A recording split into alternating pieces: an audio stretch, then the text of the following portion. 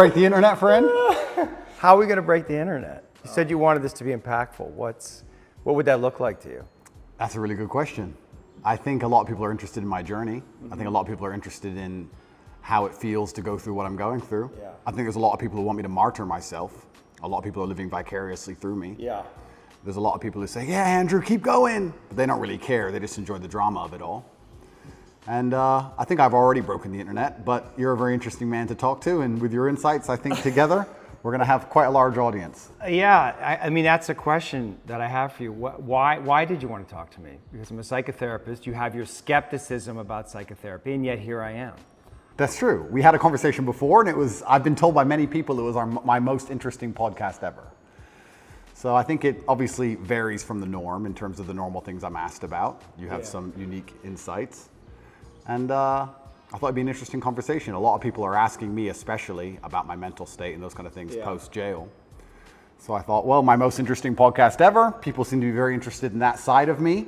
So perhaps it can be a good conversation. Does it make you nervous that there may be things that you don't know about yourself that I'm going to try to reveal to you? I know everything about myself, my friend. You know everything about yourself. I believe that I have an intimate grasp of all the things about myself which matter, which allow me to compete. Right. So there may be things I don't know, but I'm not sure if I particularly need them. So I'm not that interested. Right. What's useful is more important than what's true. Absolutely. Right, and you've developed a framework of thinking about yourself and thinking about reality that's been incredibly effective for you. Completely. Right. What's useful is more, you nailed it, what's useful is more important than what's true. This is an old argument of mine, but I think we discussed it in the last podcast, and I'll say it again. When I say I don't believe in depression, nobody can convince me to believe in depression. That's not a matter of discussing whether depression is real or not. That's a matter of me accepting that my mental model for going through life is more effective if I don't believe I can become a depressed person. Yeah. I don't believe in depression, so I can't be depressed, so that allows me to be more effective. It's not a matter of sitting there going, well, maybe it's true, maybe it isn't. I don't believe in it, so I can't catch it. You shape your own reality through the conviction of your thoughts, your beliefs, and the words that you use. Why else would you adopt any kind of mindset unless it's designed specifically to make you competitive and make you win? You install the software in your mind, right? So if I'm going to install software in my mind. Did you install it? Well, I've tried very hard to curate it. Right, because wasn't it installed by your upbringing? Wasn't it installed by your mother and your father in some way? Good question. Before you were conscious, while you were just a developing child, like something got programmed into your psyche that has to have an impact on you. And those things can't necessarily be known because you were at such a young age. Absolutely. We're all programmed to some degree. I agree with you on this so far. I don't think anybody can escape programming, whether it's society, whether it's a television show, whether it's the people around you, peer pressure, whether it's a religion. We're all programmed to some degree. That's absolutely not really true. What I have done, and what I think most people do not do, is heavily analyze why I hold the beliefs I hold, why they help me. If I don't hold the belief personally, or if I didn't learn it from personal experience, I know where it came from, who tried to teach me that, whether their intentions for me were good or bad. And I've tried very hard to have my mindset rigidly analyzed and make sure that it's put together in a way which benefits me completely and absolutely. And I do not believe in things that take away power from me. Right. I refuse to do that. I would rather say that they are not real. And people will sit here and argue to the end of time that they are real, but they're not real in my world. And I live inside of my mind. So even if you throw me in a Romanian dungeon, the idea that I become a depressed person is not a framework that my mind works within, so I can't become depressed. I can feel a little bit sad, sure, I can feel depressed, but I can't be depressed. They're very different things. So that's just the mindset I've installed, and it's allowed me to be competitive. And I believe, personally, my personal beliefs are that life as a man is hyper-competitive, and whatever software you have in your mind should be designed to make you as competitive as possible, and you shouldn't be believing in absolutely anything else. So I've tried very hard to make sure all of my worldviews and all of my experiences and everything is curated and aimed in a direction which is going to allow me to be a fearsome competitor in all realms of human endeavor. Have there been some of your beliefs or convictions that have been challenged through the experiences that you've had, particularly in the last, recently? Well, people challenge me often. And what a lot of people don't understand is that I will never adopt the thinking of somebody who is sad, and I will never adopt the thinking of somebody who is less competitive than I am or less successful than I am. If someone comes along and goes, Andrew, you are wrong, the way you see the world is wrong, but they are suffering from an affliction, why would I adopt a single iota of what they say? So it's kind of funny when I talk about depression, the number of people who defend depression. Depression's ruined my life, it's super real, and I lost my wife, and my life is over, and I want to kill myself, it's real. I'm like, surely you should like my worldview. If depression's so terrible and it's destroyed your entire existence, you should be listening to me tell you it's not real. But instead they're defending it and sticking up for it, which I find very interesting. So that's the first thing. In regards to whether I have had any of my convictions challenged, it's kind of amazing. Maybe it's just a semantics trick, and maybe it's that simple. Maybe it's as simple as saying, I feel a little bit depressed today, but I am not a depressed person, and I cannot become depressive. I'm not going to have depression. Maybe it's just a semantics trip, and by saying that alone, I understand that it's a temporary state of mind, which I can alter and I can affect. And I've never struggled with long-term depression or long-term negative thoughts because I don't believe in that mental model. I think that your mind, like I said, it's software, it's programmed in, and they say inside the Matrix or in every single video game, there are boundaries and there are limits. There are certain things you can and can't do. And I don't believe my mind can be put in a state of permanent negativity. I don't believe in that. I don't think it's possible, so it just doesn't happen. You said you experienced depression, some form of depression or depressive feelings and sadness in prison. What were the thoughts that were coming up? What was happening? Well, there's a lot of uncertainty, which is the first thing which That has to be scary. It is scary. It's scary. And also because you're a man who's totally in control of your world, of your life, and that's almost like an imperative for you. And that gives you power. And all of a sudden you're thrust into a situation where you're essentially helpless. Well, you just nailed it. You completely nailed it, because I was exactly about to say it's the uncertainty that I struggle with the most, because in my life I'm in charge of everything. I know exactly how everything works, and I'm the boss, and I get to control absolutely everything. And this is the first time in a long time I'm in a scenario where I have no power whatsoever, no influence, basically. I don't know what's going to happen. Nobody else knows what's going to happen. And also in my worldview, in my world, I'm the hero, right? I'm the head of the clan. Not just my family, but of a lot of people. A lot of people rely on me. Lots of women rely on me. Children rely on me, etc. So everyone comes to me every time there's a problem. So they continued to do that while I'm in a jail cell, expecting me to have some kind of answer. And I'm like, well, I don't have an answer this time. Every other time I had an answer, but this time is a bit unique. How did that feel? You don't have the answers. You can't help. Yeah, I mean, it was frustrating. It's very frustrating, and it's the uncertainty that would bother me. I don't think I felt sad very often, but I certainly felt extremely frustrated. I would sit there and think, there has to be a way out of this room. Not breakout, but like there must just be some words I can say, someone I can talk to. There must be a way. It's only a door. Like I can't just be stuck in this room. And it was hyper frustrating. Yeah, and the uncertainty of it is also scary, because in my situation, every 30 days they decide if they hold you longer or not. And I was encountering people who had been in there for years in my scenario. So. Well, the uncertainty is a form of torture, really. Oh, absolutely. Yeah, it's torture. It is torture. And it's designed to make you break. You don't know how long you're going to be there for. Nobody knows. You hear horror stories. You see other people getting out who've done worse things than you after a week because they've signed a piece of paper or admitted to something or whatever they've done a deal. And you're sitting there, and yeah, it's hyper frustrating. And I think you have two choices as a man. Often when bad things happen, I feel like you can maybe get depressed and sad about it, but the other outlet's usually anger or a form of anger. I felt like anger was more, in many cases, anger is more effective, I guess. It's more useful. You were angry in there? I wouldn't say I was angry, but if I started to feel negative, I could turn it into frustration or anger, which I could at least alleviate with 2,000 push-ups. Right. It's better than feeling sorry for myself. Right. I feel like if I had to choose one of the two outlets, deciding to use controlled anger was more beneficial than sitting around feeling sorry for myself. I don't ever believe in moping or feeling sad. So when I was at my worst, perhaps I was a little bit angry. But then again, I also think I do that in my normal life. If I'm honest, I don't think anger is a necessarily bad thing. I think that misdirected anger is a bad thing. I think if you get very angry about scenarios and you put it in the correct direction, you get unlimited motivation and you get a lot done.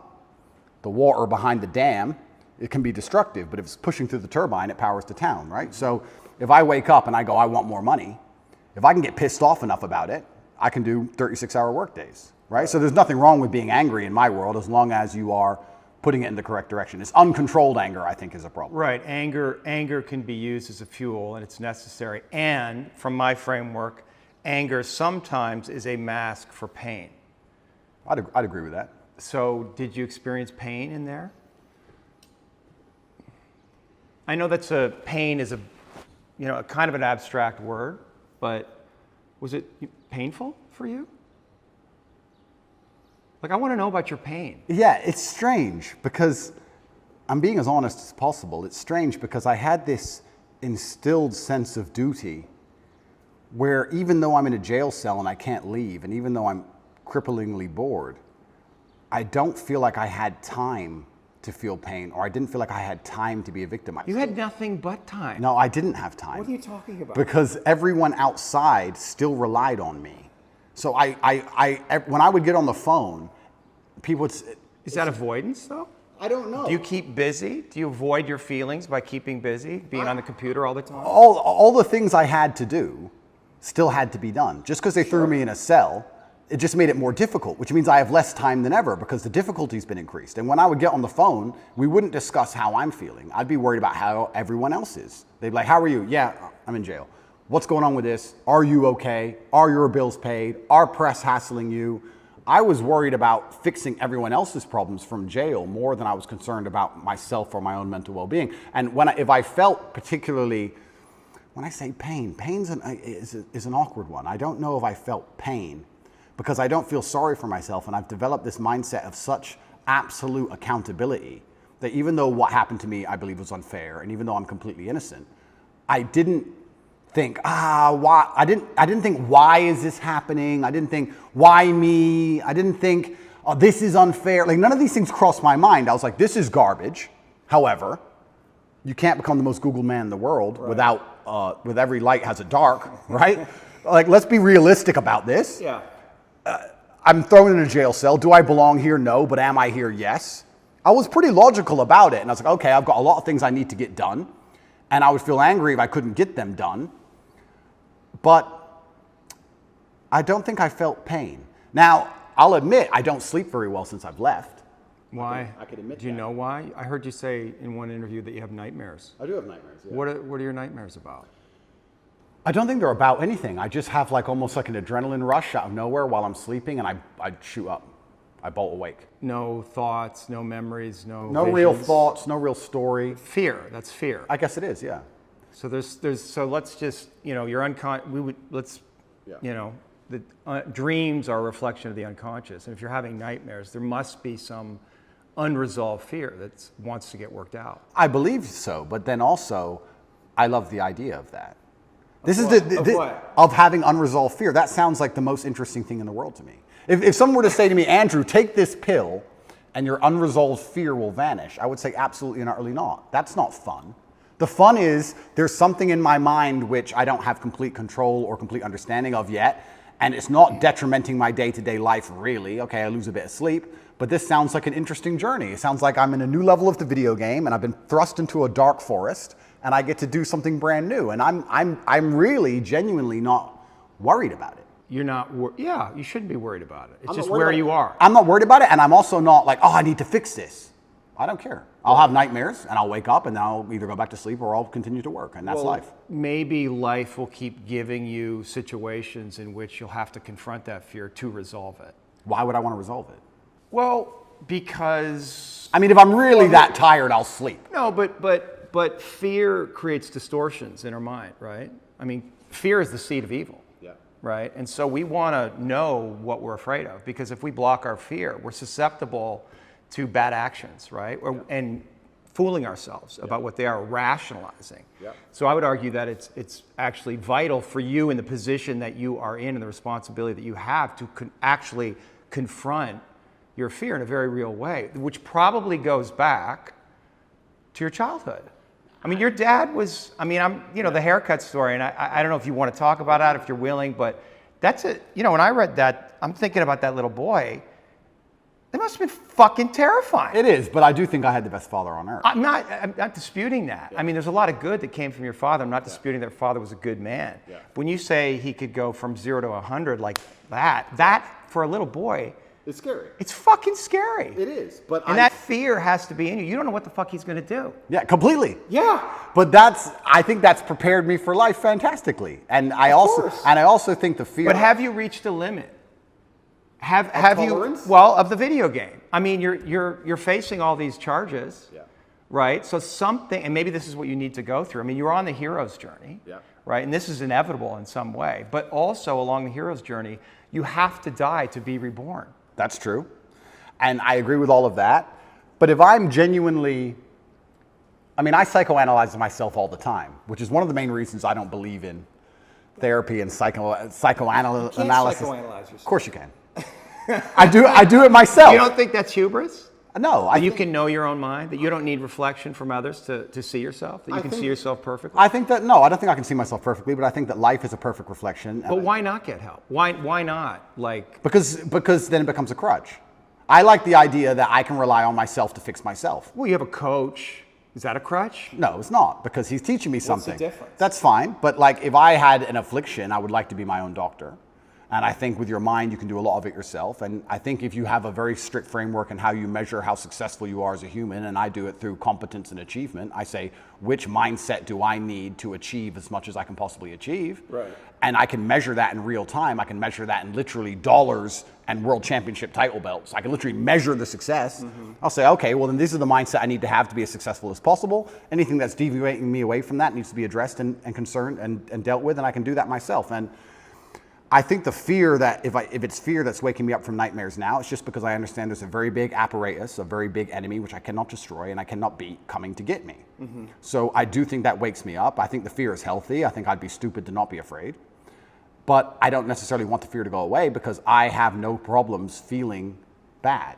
Well, it's not about going away. It's coming into deeper relationship with it. And understanding that there's fear that's happening in real time, but there's also fear that may be in your psyche somewhere, in your body, that's connected to your history. And that may need to be resolved, because otherwise you're projecting things out that you may not be seeing reality totally clearly. That's the thing, right? Like, is there a way that you're not seeing things perfectly clearly? Well, then we go back to what I just said about perhaps that's true, but if I measure myself purely on competence and purely on achievement, whatever I think and whatever I'm doing is obviously fantastic. So I'm very happy with the mindset I have. And then we go into the argument, which is a level deeper, is am I supposed to be happy? Am I supposed to feel good? No, it's not happy. No, of course, but this is what I don't understand about people, especially men in the world today. Why are they so worried about being afraid? Why are they so worried about, I was afraid every time I fought. Yeah. I fought anyway. Yeah. Like, I don't let fear guide what I'm gonna do. I do what I'm supposed to do regardless of how I feel. So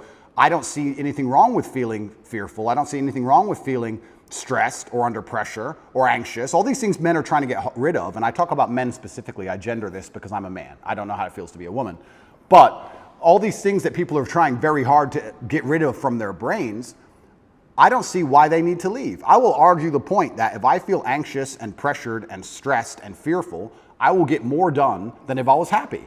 I think if I was happy, I'd just be hedonistic and just wasting my time. I think that you get a whole bunch done with these negative connotations and negative emotions, and I think that life is suffering and pain, and you're here to go through it, and the sooner you get used to the taste, the more successful you're going to be. I have no interest in trying to change the flavor, my friend. The flavor of life is pain, and I will eat all of it. And it doesn't matter if they put me back in jail or not. I'm not sitting there going, how can I be happy in jail? I will sit in jail and say, yes, this sucks. It's supposed to suck. Yes, I'm not enjoying this. Yes, I'm anxious and paranoid. And yes, that guy might stab me. And yes, I can't sleep. And I miss my family. And this is what's supposed to happen to me. And this is how I become the best man I can possibly be. And I'm going to succeed regardless.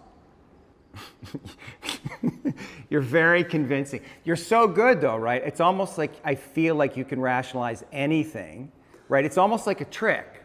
Magic trick? Well, you're really good at talking, you're really smart, and it's almost like any question you can turn and make it work for you, which is great. It's a skill, but there's also a place where there's the potential for self-delusion. Oh, absolutely. And I'm not even going to sit here and say that I'm not delusional to a degree. I'm not saying that self-delusion doesn't exist. We all are, right? Let me give you a very simple example. Let me try and use an analogy. I think the only thing better than having everything you want is not wanting anything, right? So I have every car on this planet. I have 40 supercars. Most people want a supercar. I have 40. But there's that unique 0.1% of people who genuinely don't want one. And I think that's more freeing than having everything you want. Right? So the true mindset is not wanting anything. Most people, the best they can do is having everything they want. And I feel like you can kind of do this with the emotions as well. I guess my general consensus is that I don't think I can change or affect the world to the point where pain and suffering and bad things are not going to happen. So isn't it best if I just enjoy all of that? Doesn't that make me as powerful as possible if I say, oh yeah, okay, this is going to suck, good. I mean, I do it when I fight. Yesterday I was fighting, right? We were doing 12 rounds and all of us were destroyed. And the more he hurt me, the more I wanted to hurt him back. The more he hurt me, the better it felt. The more powerful I felt, the more he hit me. Because then it's my turn, right? So if I can't stop him from punching me, and I'll do my best, but if I can't, then surely you should learn to enjoy it, right? And I don't think you can stop life from hitting you. And I don't think you can stop life from giving you unexpected surprises. And I don't think you can stop yourself from feeling sometimes sad or anxious or upset. So I think the best mindset you could adopt is finding that engaging and exciting. I'm not going to lie to you. Although I am facing very serious charges, and although they are trying to destroy my life, and although I cannot sleep the same, and although they're out to get me, and although I've suffered, part of me is excited. Part of me is like, okay. Why? Because it's a war. You like war? I think all men do. I do. Yeah, of course, all men do. Yeah. So it's a battle. It's exciting. Yeah, it's exciting. So I'm not saying I'm glad it happened, because I'm certainly not. And I'm not saying I'm going to win. But I'm saying that I've trained myself to the point where if I were walking down the street and 10 men were to pull knives on me, I'd be intimidated, but 20% of me would go, this is going to be one to remember. Do you have a belief that you could take 10 men with knives? I have a belief that, yeah, I do. Because That's delusional. That's delusional. Yeah, but it gives me a best chance of possibly winning. Well, no, running away would give you the best chance of course. possibly I'm not- winning, no, I'm and not- then coming back and being safe, and then serving out your mission. Of course, I would run away in that scenario. But if I had to you have a engage them, belief, there's if I had to engage them, Right. if I had to fight them, I believe I'd be the most capable if I believed I could win. Of course. So for that reason, if I have to self-delude, then I will self-delude, and I will convince myself that I am here to destroy all 10 of them. And I will say it in a way where at least 7 of them believe me. And that's the most important part sometimes about all of this self-delusion, is that a lot of other people start to believe what you say. And I'm not saying that I say bad things. If a man were to sit in front of you and say, I can rip your head off with my little finger, and he said it in the right terms, and he truly believed it in his heart, you wouldn't want him to try. As ridiculous as that sounds, you'd be like, he's kind of big, maybe. You know, it crosses your mind. So I think that, yeah, I have psychoanalyzed myself, even though I'm not officially, certified. And I've decided that I can't stop bad things from happening to me. So instead, I'm going to enjoy bad things happening to me. And I'm going to build a mindset that makes me fearsome enough to succeed regardless of how stacked the odds are against me. Yeah. And I appreciate your mindset, and it's well thought out, and it's useful to you. And so I'm just pushing up against the places where I think there might be contradictions. And I like to hear it. Yeah. I like to hear it. But like I said right now, I'm not a coward. And I want to make this very clear. I'm not a coward. I don't care if I don't sleep again for the rest of my life. I refuse to take any fucking pill, and I refuse to sit and have my mind altered by anything I do not control. I don't care if I have nightmares for the rest of human time. Right. As long as I'm in charge of my mind, I'm in charge of my life. If God decides that I don't need nightmares anymore, I'll fathom out how to stop it. If God decides I need to wake up in the middle of the night in a sweat, fearful or afraid they're coming to get me, then that's God's plan for me, and that's what I'm going to deal with. I'm not a coward. I'm not afraid of any of these things. I'm not afraid of feeling bad. I'm not afraid of anxiety. I'm not afraid of panic. This is one of the things I think a lot of men out there struggle with, is they're so worried and afraid of bad feelings. And to me, that's just showing that you've had an easy life. Like, there's real people out here who are trying to kill you. There's people out here who put a knife in your neck. You're scared of what? Feeling sad? Who cares? Like, there's real problems. What are you worried about feeling sad for? Who gives a shit? I could feel sad for the rest of my life, and I guarantee, 1, nobody would know, and 2, I would be monumentally successful regardless. So why are we even talking about it? I have no fear for a negative feeling. I have fear for me not being able to provide for my children. I have fear for people who rely on me not being provided for and cared for, but I don't wake up and go, I'm worried if I might feel sad today. Who cares? Who cares? I can be happy or sad on the same day. Nobody notices, and the same things get done. The exact same amount of work gets done. Nothing changes. How are you making sense of what's happening to you? Is it God's will? Is it a co-creation? In some way, did you co-create this? Oh, no. Or are you just like a victim of the Matrix? No, I'm not a victim. So absolutely everything is, I believe. In some way you're a victim. Completely, but I believe in self-accountability. Sure. I could have prevented this. Well, how did you co-create this? If let's presuppose you did. I created this by being monumentally successful. Right. There's no light without dark. Equal and opposite force. But you said you were excited about it, so maybe there's some way you actually wanted this. I didn't want this. In fact, I had conversations with Tristan for a long time, and I kept saying Icarus to him.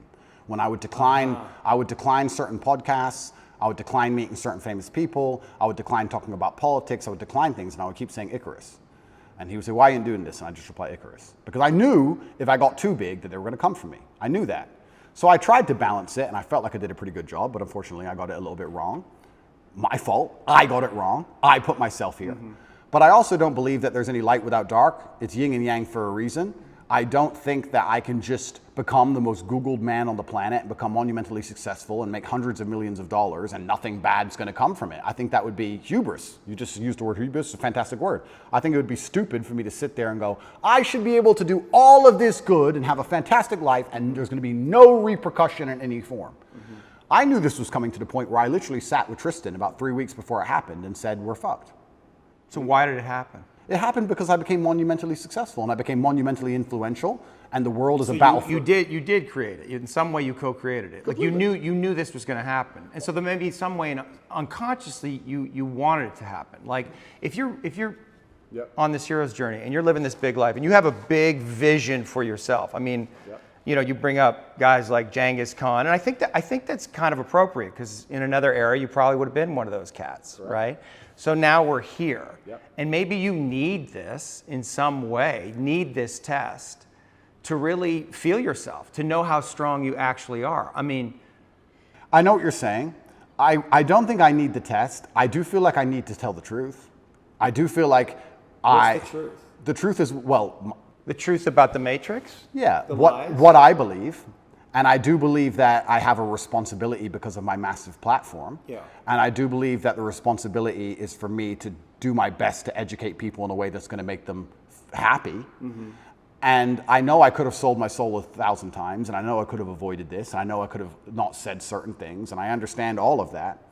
I wasn't looking for a war this large. I wouldn't say I was looking for it, but I wasn't ignorant to the fact that it might happen, and I wasn't afraid. You didn't do anything to avoid it, though. I did a lot to avoid you it. did. Icarus. I must have said it 1,000 times. right. I could have made it much worse. Yeah. But I was never afraid of it happening. I think there's a difference between knowing something bad might happen and taking the calculated risk and going, this is my journey for truth and this is what I believe is what I should do, and being afraid of something. Like, I understand if I go into the ring, I might lose. But I do believe 93% chance I'm going to destroy him. Well, and you want the fight, either way. I guess so, because how else do you matter, right? That's my point. And I'm not saying that I'm glad I'm being persecuted for false human trafficking inside of Romania. I'm not saying that at all. But I'm saying that... Yet, on the other side of this, how strong will you be? Stronger than you could be otherwise, that's for sure. And have more power and influence otherwise. Absolutely. I mean, it's a Nelson Mandela. Completely. And Now, so I wouldn't want to spend fucking whatever amount of time in jail. That sounds fucking scary, but... It's not uncommon for heroes. Well, exactly. And if you take the lessons from it, and if we want to once again talk about being as formidable as possible, then I don't think jail, okay, it's given me nightmares, but I don't think it's made me weaker. No. And it could have easily made me weaker. I could have gone through the exact same experience with a different mental model and emerged weaker. I believe I've emerged stronger, regardless of the fact that I have nightmares. I didn't have nightmares before, now I do, but I still see myself as a stronger person. That's one more thing I no longer have to fear from an unknown perspective. I know exactly what it's like. I know the best ways to deal with it, which I developed within the 3 months.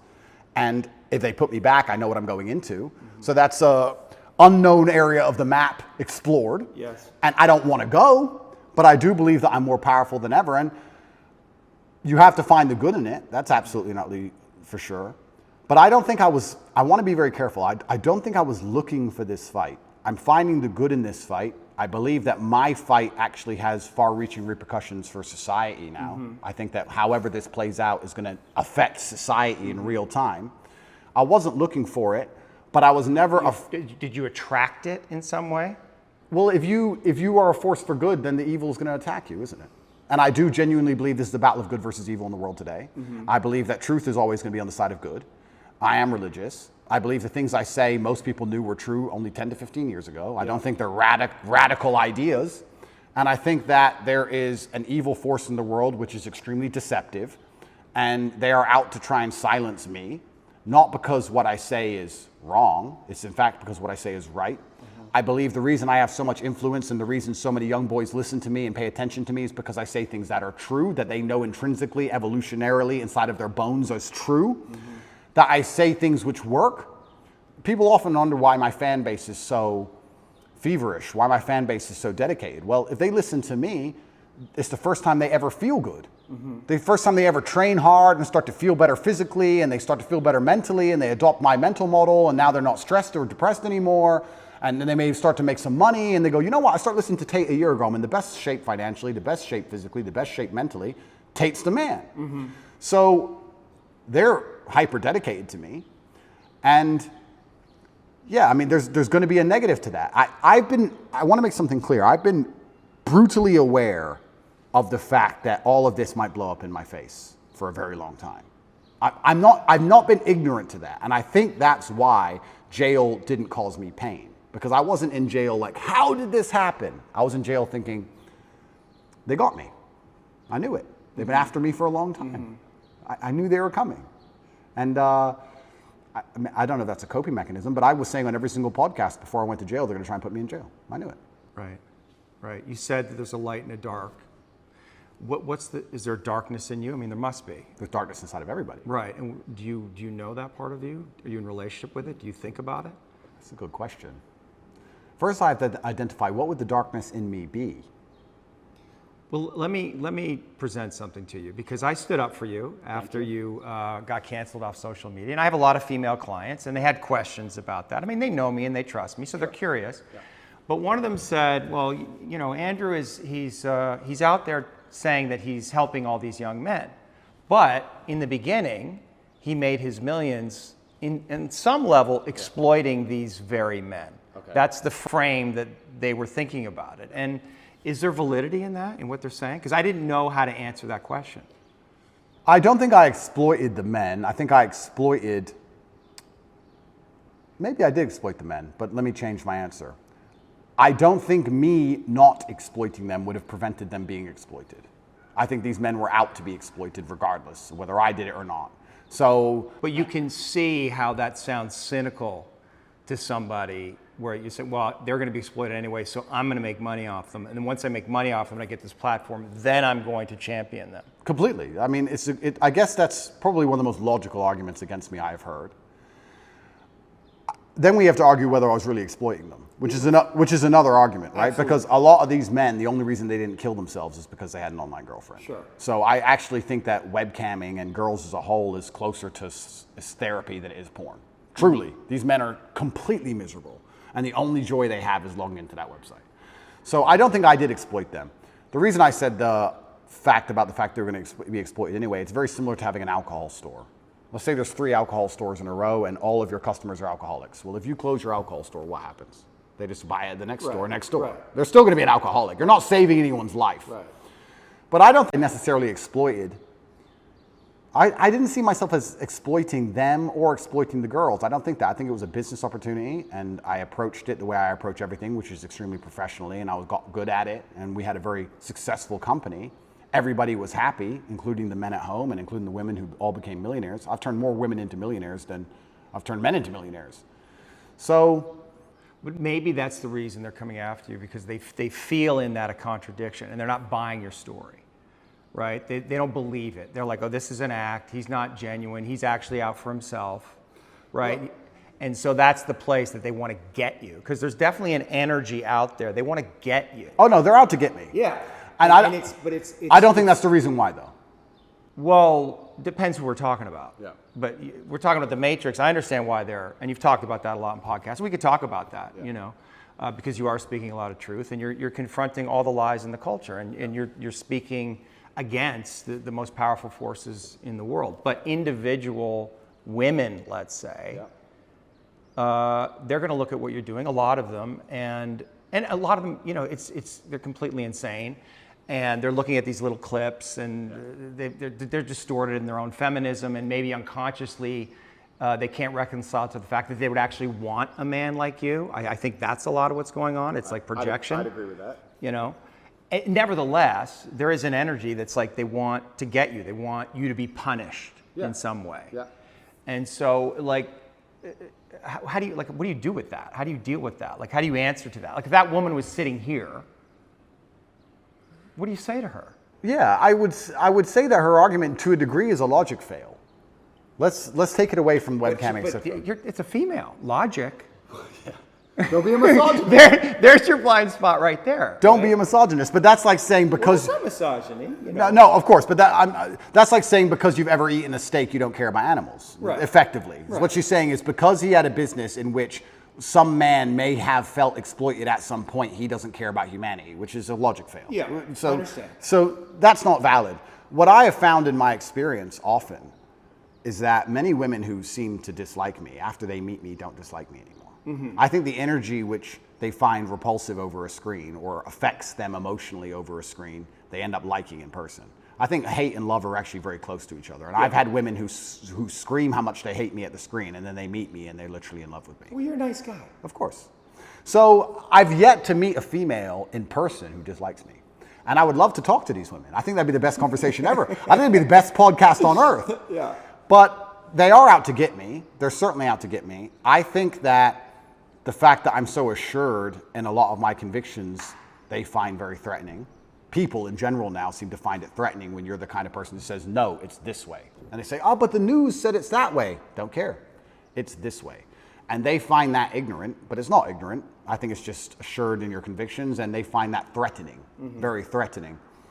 I think that there's a lot of people who find me threatening, not because of necessarily what I say, but just how sure I am in my convictions and the way I present myself and in my monumental success. They find that overall threatening, the same way a rabbit will find a tiger threatening. It doesn't know why, it's just like, it just wants to run away from it. So is it incumbent on you then change the way you're delivering the information so more people can hear it? No. No. No. Because there are some people who cannot be saved, and it's not my intention to save everybody. I have no intention of trying to convince everybody to like me. My intention is to try to speak to the people out there who know what I'm saying is the truth and who like the way it's being presented and said. I, once again, have no concern with being disliked by X percentage of the population. And I want to make this clear. I've spoken to a lot of people who have talked about how their mental health has been affected by, online bullying and media campaigns and smear campaigns. I don't think anybody's been attacked by the media in the last 2 years harder than me. Every day, there is something in the media trying to paint me as a bad person. On TV channels from Ulaanbaatar to Utah, across the entire world. And I can sit here and say categorically, I've never read a media report and been like, shit. I've just been like, clowns. Don't care. That's a lot of energy coming at you. I mean, psychic energy coming at you. And like, have you reconciled to this idea that you're Andrew Tate. You were born, you have a life, you have your own inner world, just doing your thing. And then there's an Andrew Tate that's out there. And people are projecting their love and hate onto you. And it's not, none of it's really real, but you have to hold all of that mass projection. Correct. How is that? Yeah, but then let's psychoanalyze me, right? You're the professional, I'm the amateur, but let's do it. Why don't I care that the media continues to attempt to slander me continuously, and they don't do it to anybody else, and it's unfair that they're doing it to me, because if I was a genuine sexual predator like the people they defend, I'd be protected by these people. We can discuss this, right? Sure. If I was going into girls' toilets, they wouldn't say anything bad about what I was doing. Yeah. So why are they, the fact that it's so unfair and it's so pervasive and it's so aggressive, why doesn't it bother me? Am I ignorant? It doesn't bother you? I don't think it does. Do you block it out? I mean, you must out. read these things and you see your name associated with these horrendous crimes. But it's not real. I understand. It's false. But you're able every Aikido, fucking bullet if what they were saying was true, it would bother me. Yeah. But genuinely, because I know it's all garbage, it's all lies, it's water off a duck's back. And maybe my obsession with truth is obsession, I don't know if that's the right word, but because I believe I'm talking the truth and because I believe the current war we're in is genuinely one of truth against deception and lies, that's their only weapon. Sure. That's their weapon, is deception and lies. So everything they say is a lie. So it doesn't really affect me. And I will sit and say that. But I know for me it's painful when I'm not seen. Like my goodness isn't seen, right? Like it's painful, or people misrepresent the things that I say. or judge me because of my association with you. Like it's painful. I'm not seen. Correct. Right, and that can make me angry and maybe cause, I don't know, some kind of negative reaction within me. And I guess I'm just curious, like, isn't it painful in some way? Like people, because there's a lot of people out there, they don't see you. They don't see your goodness. They only see the dark part of you, or they project their own darkness onto you, or their father's darkness, or Trump, whoever the fuck it is. They project that onto you. In some way, isn't that like... But those people are already paying the price. But those people, but for you, I'm saying for you, your inner it doesn't bother me because those people are already paying the price for their ignorance. Their minds are not free. Anybody who sits and watches the news and believes what the news says about me is the same kind of person who believes everything the news says. Right. And if you have two choices in this world, people are talking about the battle I'm in, and yes, I may be spearheading it, I may be at the front of it, but I believe that this war cannot be avoided. You are either at war against the injustice and against the lies, or you're at war with your own mind when you believe they're garbage. It is impossible for a man to believe the crap they want you to believe and be a happy, functioning adult. It's impossible. If you believe the shit that's on the television as a man, you're going to be miserable. So you're either at war with your brain or you're at war with them. Anyone who's going to sit there and go, I believe Andrew Tate is a human trafficker, I have 25 vaccines, I believe in Ukraine. These people are already paying the price because they're already miserable, and I can guarantee everyone who dislikes me is an unhappy person because their minds are enslaved. Mm-hmm. So I don't feel, when someone sits across from me, which has never happened in person, but let's say someone on the internet makes a video about me, right? Mm-hmm. And these happen. A new Andrew Tate's the worst man ever. I can load up the video and just look at him for a fraction of a second and go, he's paid the price. Right. He's already miserable. If I was that person, then depression would be real. These are fat internet trolls, losers, mm-hmm. who can't compare to me in any human metric. They know it, which is why they dislike me. Mm-hmm. Because anybody who genuinely gets out in the world and looks for truth and looks to be successful and is tenacious and is brave agrees with everything I say. Mm-hmm. So I don't feel pain when someone sits and says garbage about me because I believe that their mind is already suffering because they're not free. Mm-hmm. Their mind's not freed. Anybody who can listen to what I say long enough and not be emotional about it and actually understand it, well, those people aren't paying a price. So maybe that's a coping mechanism, but every single time I see a woman who hates me or a man who hates me, and I compare them to the people who like me, there's a massive contrast in overall physical attractiveness, success, financial success. Like, it's amazing. Sure. So it's like, okay, well, my haters are way down here, and the people who agree with me are way up here, so let them hate. Maybe they just resent you. Of course, not maybe. I think a lot of the reason this is happening to me is, and maybe this is arrogant, but... Are you arrogant? I'm with the therapist, so I'm allowed to be arrogant, right? A lot of the reason this is happening to me is because I'm tall and built, muscles and cool cars and, smart.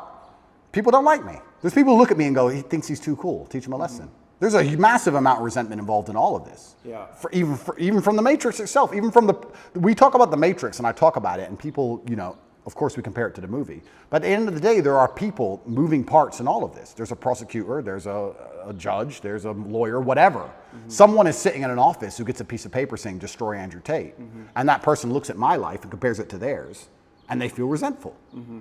And then they go, okay, let me use every power I have to try and destroy this man. Right. If my life wasn't so aspirational is a word you can use, but if it also didn't tick nearly every single box in regards to every teenage boy's dream, I think that they would be a lot less interested in trying to hurt me. Right. They're trying to hurt me because of the things I have and what I can do. Mm-hmm. So there's a massive level of resentment in all of it. And I also think the people who dislike me, a lot of it's resentful. It's either weaponized virtue or resentment. Right. Especially weaponized virtue. Let's talk about that. Because whenever I have a hater online, it's funny, people who hate me in person are very respectful to me. It's very strange. Isn't it weird how the bottom line of humanity is always going to be physicality? When they meet me, they shut up. Sure. Keyboard warriors are very tough. Of course. But online, it's very hard to say I'm stupid. It's very hard to say I'm not successful. It's very hard to say I'm fat. It's very hard to say I'm ugly. It's very hard to say I'm not charming or I'm not charismatic. It's very difficult to attack me with anything other than the fact I'm a bad person. Mm-hmm. How do you do that? Well, you take a virtue and you weaponize it. Misogyny, homophobic, whatever it is. They pretend they care about the subject when they don't. And they put it into a bullet and they shoot it at you. And it's weaponized virtue. It's not genuine virtue. These people who are saying I'm a misogynist don't care about women or care about combating misogyny. They just want to try and hurt me with it. Yeah. That's the first thing. Or the second thing is genuine resentment. Yeah, I remind them of the guy who picked on them in school. Yeah. Or the guy who fucked their girl, took their girl off them. And they don't like me for it. But that's not my problem. That's their issue. Are you defensive? Is that like a defensive posture? Is the way that you can be? I really want when I. Are you open to these people? No. And when I talk to you, I They want. want you to be open to them. This is what I think it is. It's like you are the man. It's like you are the daddy. It's just like, why are you being so mean to me? Why are you fucking yelling at me? I want you. I need you, brother. Like, show up in a good fucking way. Where are you? Like, that's what's going on for them emotionally. Perhaps. Yeah. And So do you have a responsibility in that place to transcend the place you are in to really fully realize your leadership? You know what I'm saying? That's a very good question. And when I'm talking to you, I want to be as honest and vulnerable as I've ever been. I'm trying to be as vulnerable as I can be. You're doing great. But also, so let's talk about these people who resent me the most, or these people who disagree with my message. What's the it most. like for you to be vulnerable? What's that word even mean to you? How do you relate to that word of vulnerability? That's a really good question. I don't know. I don't know how I relate to the word vulnerability. Well, you are vulnerable. I You feel- can't put yourself out in the world like this to be seen. That is a vulnerable act. Getting into the ring with another fighter where he might kick your ass, that's vulnerable. That's intense vulnerability. I think emotional vulnerability, nearly at every form, at every level, is basically a form of manipulation. So Maybe that's just how you experienced it growing up. perhaps. Was your mother emotionally manipulative? No, but if a girl cried in front of me, I believe she'd be trying to get an out. I don't think it's just because she feels bad. I think it's because she's trying to get a reaction from me. And I think when men cry to their wives or whatever, a lot of it is trying to inspire sympathy from her. I think a lot of emotional vulnerability But to a degree I would argue that is all manipulation. Like then that would indicate that in some way that you are manipulating. We all manipulate each other. Well, that's what I'm saying. So if you're seeing manipulation in others, that must also exist in you. And I guess that's the question. Is there a way, right? Like, can you actually not be manipulating? And manipulating is a strong word. It has a negative connotation, but like in some sense, trying to control. Because one of the things that I find in this conversation, right? It's like, I mean, I actually think you're going along with my line of questioning really well. Like, you're not trying to control everything, but there is a way, right? That you have a tactic. You're trying to control things. You're trying to get away from something. You're trying to control the conversation on some level. Of course. But what if you gave that up? Well, okay. give it up. Give it up. I'm trying. I'm trying to be as vulnerable as possible. But when But just the idea of it, right? Like, what would happen if? let's do it. I'm trying my very best. Old habits die hard. But don't worry about the result. Just ask yourself the question, like, what would happen if you let go of trying to control everything? Just feel into what that would feel like. But that goes back to the point about what vulnerability is, because I don't think humans are as emotionally incontinent as they pretend to be. And I believe that when you truly feel pain or truly feel trauma or something really bad happens to you, the result to that is usually silence. I don't think you talk very much at all. So people, you ask me, what is it like to be vulnerable? Well, to me, that's not crying. That's not... I think when anyone's doing that, 99% of the time, it's a manipulation tactic, I believe, personally. Maybe that's just my personal experience. But yeah, maybe. But I think especially with men, I think it's a manipulation tactic when they try and show too much emotion, and women do it as well. And I don't react very well to it. If someone were to sit in front of me and start bawling their eyes out, it's very hard to elicit sympathy from me for that reason. I feel like you get sympathy from me by sitting and explaining to me why something bad happened to you in a logical, calm, stoic manner. If someone starts crying in front of me, I feel like they're trying to manipulate me, and I don't buy it. Or maybe you judge it in them because you judge that in yourself. Perhaps. I mean, it's my human experience, right?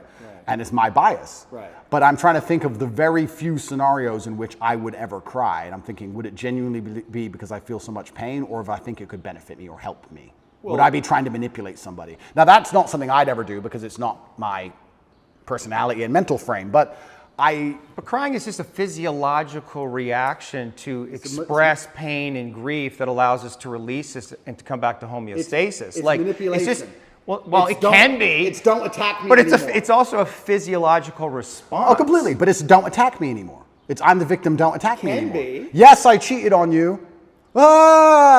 Don't. it's a shield. And so when we talk about what does vulnerable mean, I feel like I'm being vulnerable now when I'm explaining things extremely logically. You are. That's as vulnerable as I can be. I cannot be the kind of person who's going to cry. But once again, this is my mental model. I haven't instilled. But is that what it means? Vulnerability, cry?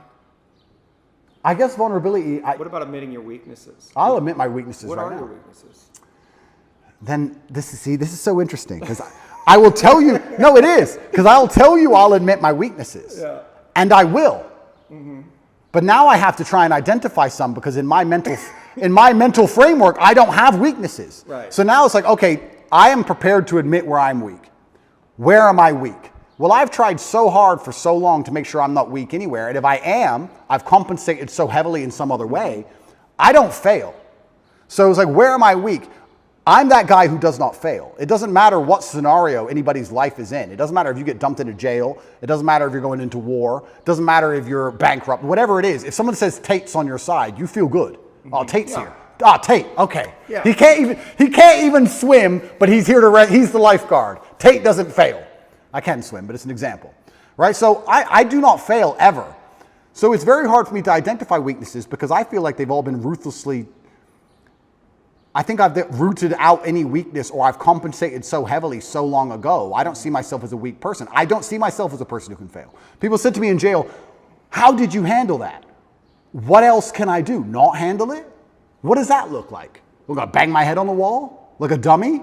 Am I gonna have a breakdown and just be a pile of mush? All you can do is handle it.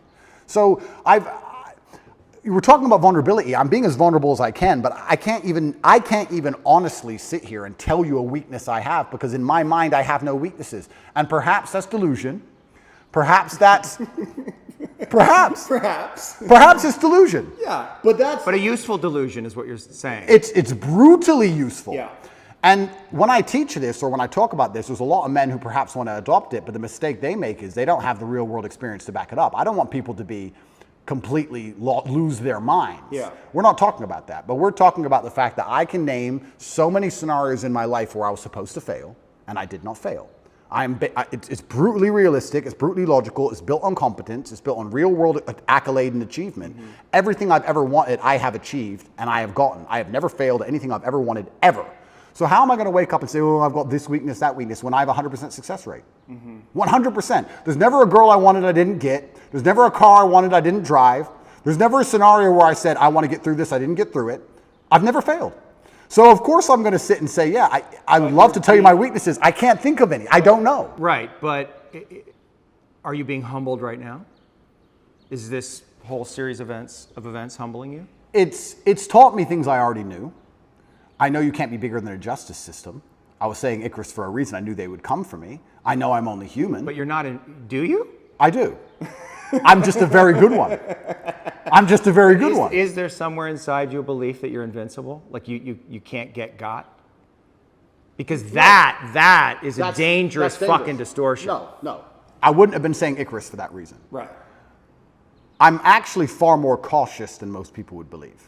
I err on the side of caution. You're tactical. I'm very tactical with all of my life. Even the security I organize, the places I stay, where I go, I'm extremely tactical. I don't believe I'm Superman. I just believe that I do not fail. And because you have no weaknesses, doesn't mean you can't lose, right? You can be strong in all realms and still lose. There are world champion boxers who have no weakness. They do everything right and they lose fights, right? So I'm not saying I'm invincible. I'm just saying if you ask me to name my weakness, I can't think of one. What should we ask the guys? Sure. You can ask people around me. I would love to hear it. And I guess I can tell you what people say about me. Well, actually that's a good question. Do you feel like you get, I guess Tristan, but do you get honest reflection? Can you trust the reflection? Because you're at the center of this kind of empire and you have all of these friends. But can you trust the information that's coming to you from anyone? Because I'm here in some way for my own self-interest, right? Yeah. And the fact that you trust me was interesting to me. You let me in your house. So I assume that you have some kind of instinct about it. Yeah. But that must be hard, to trust.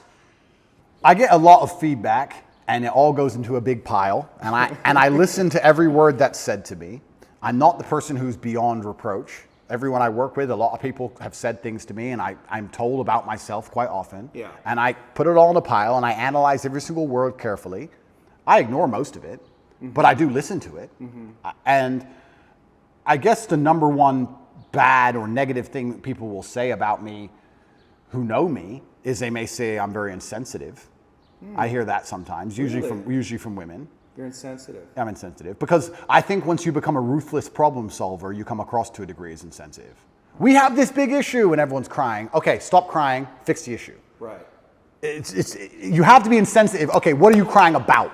Let's fix that. Right. Well, you know that's wrong. Well, a lot of people want to vent. They don't want to fix the problem. They want to cry. They just need you to be with them and say, I understand, here you are, baby, I love you. Completely. You're rolling your eyes. Yeah, but that's what I'm saying. So when you become a ruthless problem solver, Right. you become to a degree insensitive. Now, there are some scenarios which that doesn't work, right? There's some problems you can't fix. The death of a loved one, that's different. Yeah. But if people are crying about something which is very fixable, it's very difficult for me to be interested in their crying. And I'll tell you why. Because if I have a set standard for myself, if I wouldn't allow myself that luxury, it's very hard for me to give it out to everybody else. If I don't allow myself the luxury of being incompetent because of an emotion, then it's very hard for me to look at others and go, well, you're allowed to be incompetent because of your emotions, and you're allowed to be incompetent because of your emotions, and I'll just deal with the struggle of never being incompetent ever, regardless of how I feel. If I have standard for myself, I'm going to implore my standard or imply my standard on others. And if they don't meet that standard, then they're going to call me insensitive. What would you have to give up to become more sensitive, particularly to your women? I'm a very sensitive, romantic, nice man. Yeah. In general, I'm actually a romantic man. I get called that a lot. No one calls me cold. Right. It's different. You're loving? Completely. But when it comes to problems especially, Right. can be You insensitive. default to problem solving. Absolutely. And that's not what they want. What's the issue? They want you to just understand and hold them. And They want to listen. cry about the problem a while. And time is time is money. Time is money. I'm like, okay, yeah. Boom, boom, fixed. Right. No, but you don't understand. Da, da, da. I do understand. Now it's fixed. Shh. Next. Like, Right. I think that's just competence. And I think that's genuinely, I think most men are kind of like that. Perhaps I'm just hyper like that. Yes. So I get called insensitive sometimes. What else do people say negative about me? This is Are interesting. you arrogant? Well, the difference between arrogance and reality is just competence, isn't it? Say that again? The difference between arrogance and a healthy grasp of reality is only going to be the competence of an individual. That's one way of looking at it. But If I can kick the fuck out of everybody, for example, and I say I can kick the fuck out of everybody, am I arrogant? Not necessarily. It depends on the kind of energy of it, right? But I mean, one might say that arrogance hides insecurity. Like, are there places where you're insecure? That's another very good question, but let me think about this for a second and answer it, because these are questions I've never been asked before. But I don't, okay, so what am I insecure about? This is another point, and maybe this is a personality characteristic, which is interesting. I don't do anything I'm bad at, ever. Oh, like sing? Yeah, like sing. I cannot sing, so I will not sing. I'd love to hear you sing. I'm sure you wouldn't. But maybe that once again shapes my reality, because I refuse to do anything I am bad at. If I'm bad at it, I hire someone else to do it, or I find someone else who's good at it, and I offer value to them to do it. I don't do my entire reality. Why? Why? Because you don't want to, I mean, there's the things you're incompetent in and you have time, but like, because you're scared to look foolish or not be good at something, and people are going to see, oh, Tate's not so great at everything. No, I don't think it's emotional. I think it's purely logical. I'm thinking about my day. Every single thing I do are the things I am absolute best at. If I'll put boxing gloves on after this and I'll go fight and I'll beat everybody. I'll destroy everyone. And I think I only enjoy things that I'm good at. And I also think that if I have X amount of hours in the day, the way I can be the most competitive, most fearsome predator is to spend all of my waking time doing things I'm the best at and leave things that I'm not good at to the other people who perhaps are good at them. If you're an accountant and you want to become as rich as possible, then what you do is as many hours as possible accounting. But you're rationalizing. I am, correct. Yeah. So let me rationalize it. Yeah. I'll rationalize it. Yeah, but that's what you do, and that can be a defense. I mean, rationalization is a classic defense. Yeah, but that's my rationalization. And you're really good at it, But right? rationalization- But it's like a sword you have that's super sharp, and you want to use it all the time. All the time. Yeah, but what if you set it down and realize there's other tools available in your toolkit, and maybe you need to develop those? But rationalizing is how I built my mind. It's all. You don't have to give it up. The sword's right there. You just have to use it all the time. But it's all, my entire framework and how I view the world has all been one massive rationalization, and it's let me build a reality which is exactly what I want it to be. You must know that has limitations, because you can't rationalize everything. That's not what life is. Isn't it? Right? There's other layers of reality that the mind does not understand. Okay, well. Right? You're right. And just because I rationalize things doesn't mean I don't feel things. But, yeah. I know you feel things. Yeah, I feel things. And I actually know that you're really sensitive. Like, I wouldn't be here if I thought you were some, maniacal psychopath. Correct. It's because I'm here because I can feel, and that's what I think a lot of people saw in the interview. They felt your sensitivity. They felt your vulnerability, and they were really attracted to it. Oh, I'm a lot more sensitive than people know. And this is one of the things I like to say. When I talk about depression not being real or how life is pain and suffering, that doesn't mean that I'm not saying those things because I've never felt them. Yeah. I'm saying those things because I know them intimately. I'm saying those things because I know exactly how it would feel to label myself a depressed person. Yeah. I know it very well. I just refused to do it. Right. So yeah, I'm absolutely not really a sensitive person. I would label myself sensitive. But maybe but maybe, one second, I just want to go back to my original point. Yeah. Maybe my worldview is affected by, and we're talking about arrogance, when you wake up and all you do are things you're world level at. Yeah. Everything you do are things you're fantastic at, right? All of the time. Yeah. And And you beat everybody all of the time at all of it. Yeah. Aren't you going to have a degree, a tinge perhaps, of arrogance? Of course. Of course you are. So, but would I label myself an arrogant person? Well, I'm not going to sit down and say I'm good at something I'm not. Right. So I don't think I'm unrealistic. Are you taking on the full responsibility that you have given all of the gifts that you've been given by God? Yeah. Is there any place where you're not taking on responsibility for that? No. I think I take care of absolutely everybody I love in every single way. I think anybody who's ever needed me, I've been there for them if they've deserved it. I think anybody who listens to my message is becoming a better person overall. I genuinely believe I'm fixing and helping society. I don't know what else more I'm supposed to do. I mean, to a degree, I've almost martyred myself. What else more can I do? My options at this point are either to continue to help people and explain to men why I became so successful, which is all I'm basically doing. I'm saying you're a man and you're upset and you want to be X. I'm telling you how I became what I wanted to be. This is what I did. Is there anything beyond the things you just said that you're responsible for? Like, what is your responsibility here? My responsibility. Well, I guess ultimately to yourself, it's to your family first, right? To what is your responsibility to God? I think God wants me to be the best possible version of myself. I think that God dislikes people who are lazy. I said this to somebody once and he got very offended. I said, God doesn't like lazy people. God has created you and he wants to see the absolute best you can be. I think that if you don't take care of yourself, God has no interest in taking care of you. If you have a Ferrari on the drive and you don't take care of it, who's going to take care of it? Nobody. I think that taking care of yourself and being the best possible version of yourself you can be is how you please God. I think that's one of the best ways to praise him, is to wake up every day and say, I need to be the strongest, smartest, fastest, most fearsome, most stoic, most capable man I can possibly be. This is how I please God. So I think your duty to God is also these things. And that's another massive source of strength that I get. When I'm alone in a jail cell, I understand that God is still watching. And God would be unhappy if I couldn't handle it. I don't think, maybe we can talk about God, or we can also talk just about basic cosmic balance. I don't believe you can become the most famous man on the planet calling yourself the top G without the universe testing if you're really about it. I don't think you're going to get to a point where the universe, whatever you want to call it, is going to say, is he really the top G? Yeah. And you're going to have to prove it. If you walk through life and say, I'm made of iron, I'm Mr. Tough Guy, sooner or later someone's going to check you and find out if you are or not. Right. So when I was doing this for a very long time, I wasn't ignorant to the fact that something's going to come along and see if I am who I am. So when I'm sitting in a jail cell by myself with cockroaches all over the floor, I'm like, okay, this is my chance to show I'm not full of shit. Right. Was I full of shit? No, I wasn't. Am I going to allow everything I've ever said and my last name and my duty to God and everything to go down the pan, or am I going to just man up and fucking win? Right. So I saw it, I guess, to a degree as an opportunity, but there was a massive burden of responsibility on me on how I had to perform. I didn't have time to be depressed or sad. This is what I'm saying to you earlier. I didn't have time. I had things to do. Top G's kids can't eat. Top G's women can't pay the bills. Top G's business is over. No. I had to fix all of it from jail and fix myself and get out. I was very busy inside of my brain staring at a wall. So I didn't have time for this. And this is another thing I try and explain to people, and I don't understand about, and I talk about men specifically because I understand how to be successful as a man. When men say to me they're depressed, with unlimited options, with the capability to become anything you desire, with God giving you a full and able body and mind, how do you have time to be depressed?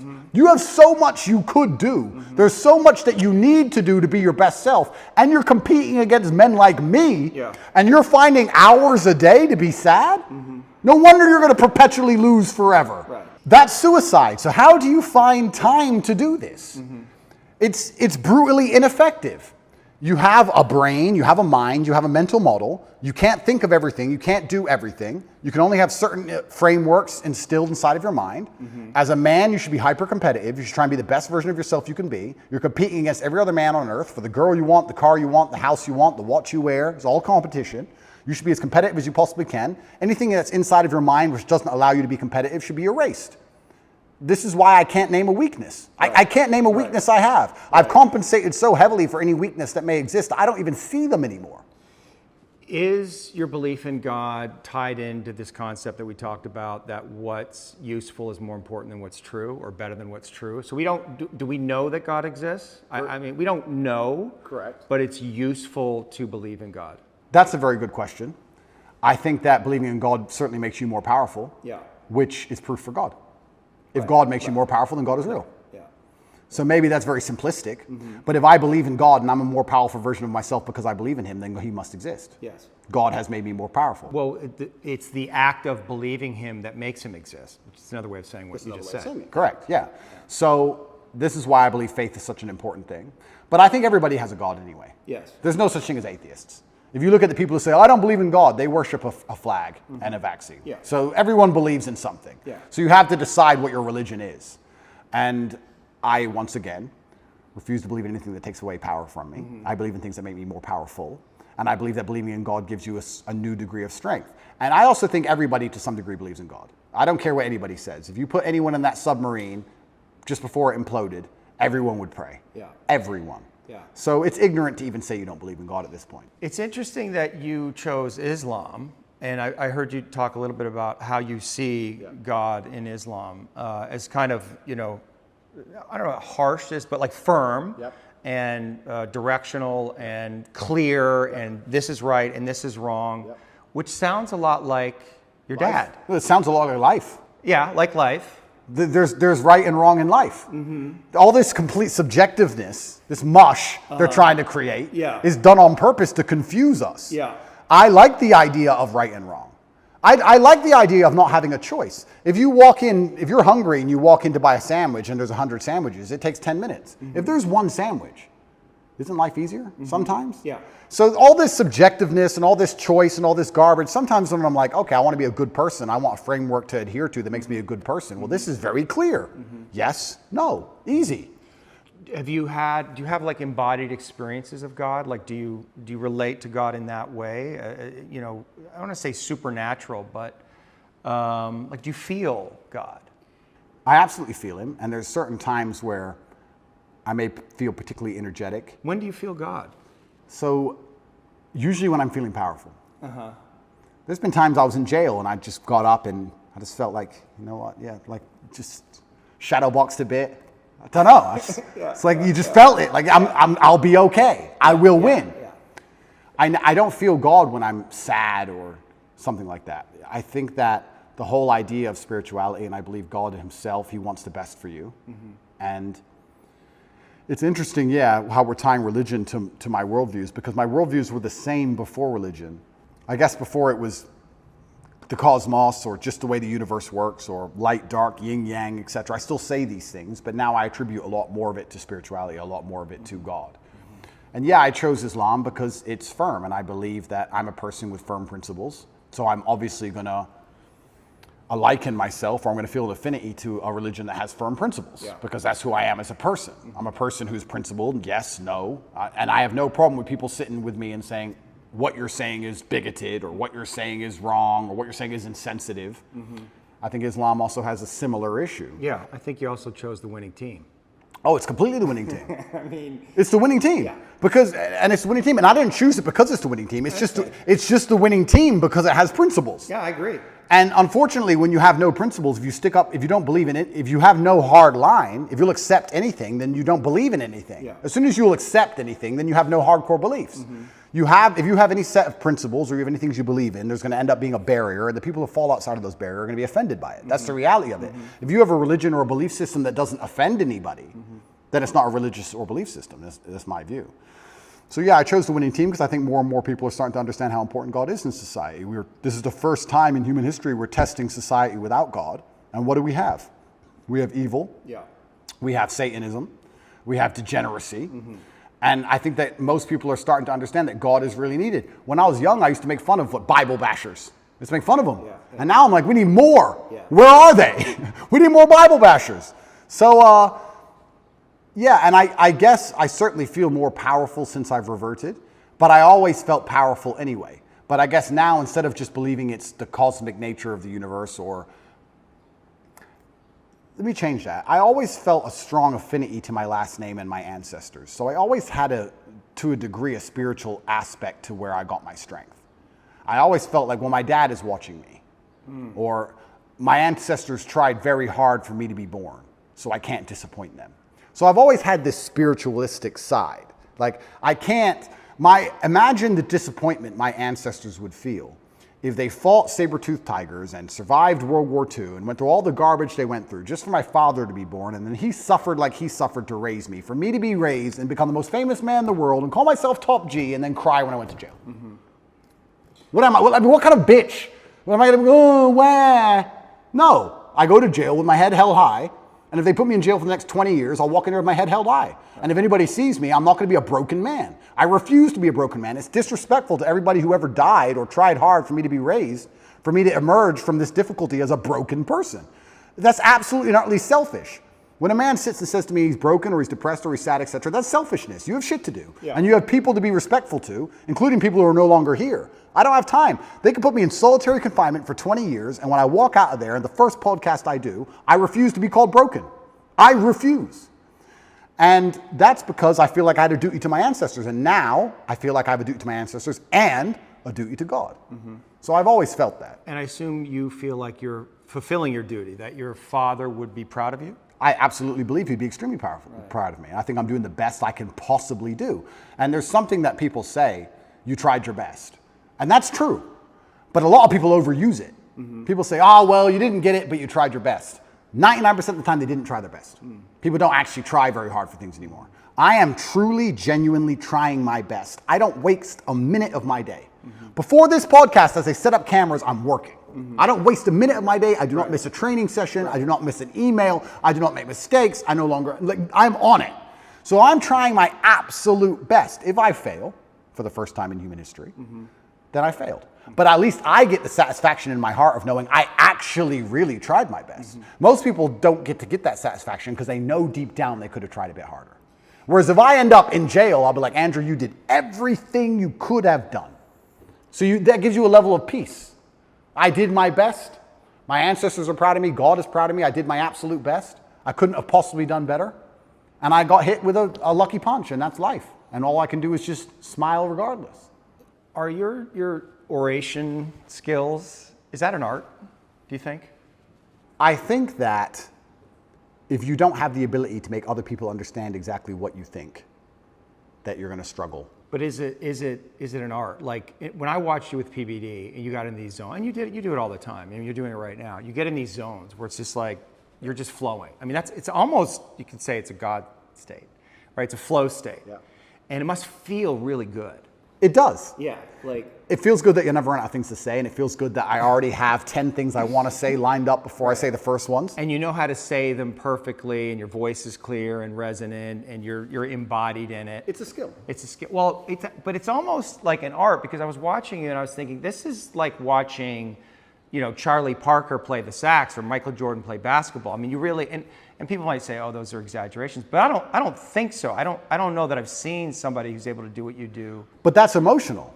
So we'll talk about how I'm actually quite a sensitive person. Yeah. I think the reason people believe what I say is because they can feel that I feel when I talk. Yes. And it's because I feel things. Yes. So I'm not a cold person at all. I'm just a person with a lot of emotion that I try and control and channel in the correct directions. But I think that, yes, it's a superpower to a degree. Well, I think that's why people are, one of the reasons that people are so drawn to you, because you let whatever wants to come through. And it's also why so many people hate me. Yeah, of course. Yeah. Because there's no light without dark. Yeah.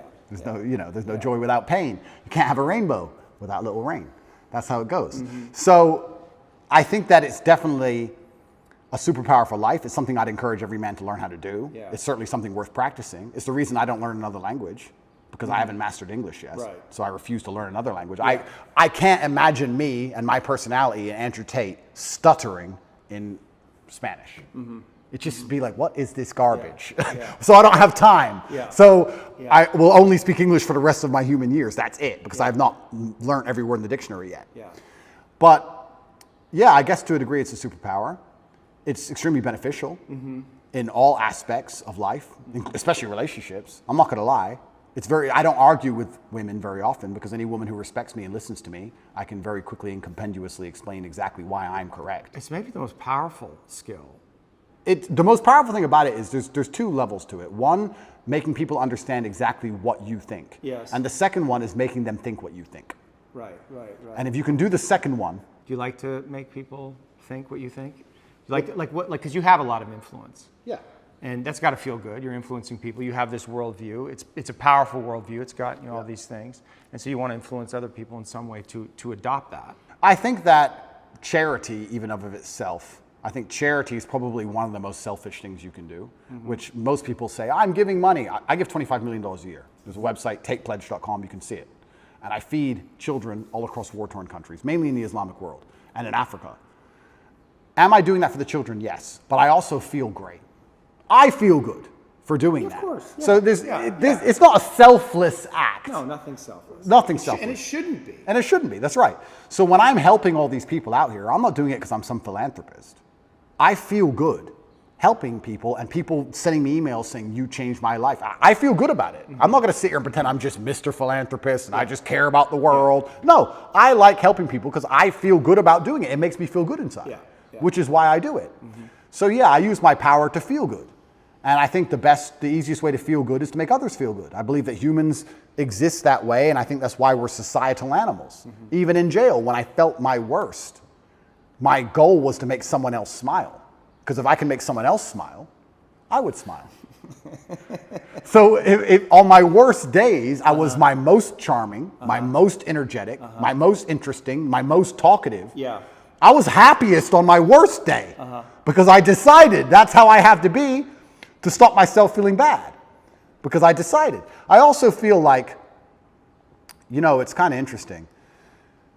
No one's emotionless, and I certainly feel things. And I'm going to come up with a theory, which you're going to call complete garbage, because I am not qualified. But this is my theory. Yeah, go for it. I believe that emotional energy is a lot like a bucket of water. You have all this emotional energy, right? You have a bucket of water. And then you have a bunch of different holes you can pour it down. So I believe if you wake up one day and you feel particularly depressed, you don't feel depressed. You just have a lot of emotional energy that day. Some days you don't have that much emotional energy and life is pretty calm. But some days you wake up and you have this big bucket of water, and the superpower is deciding which emotion you're going to put it in. Not to not feel the energy, but to decide which emotion you're going to put it in. And I think that's my superpower. I don't have the superpower of being able to stop myself feeling things. Yeah. I have the superpower of being able to choose how I use that energy and what I decide to feel. And then if you want to be hyper successful as a person, you have to be very careful to avoid the happy hole.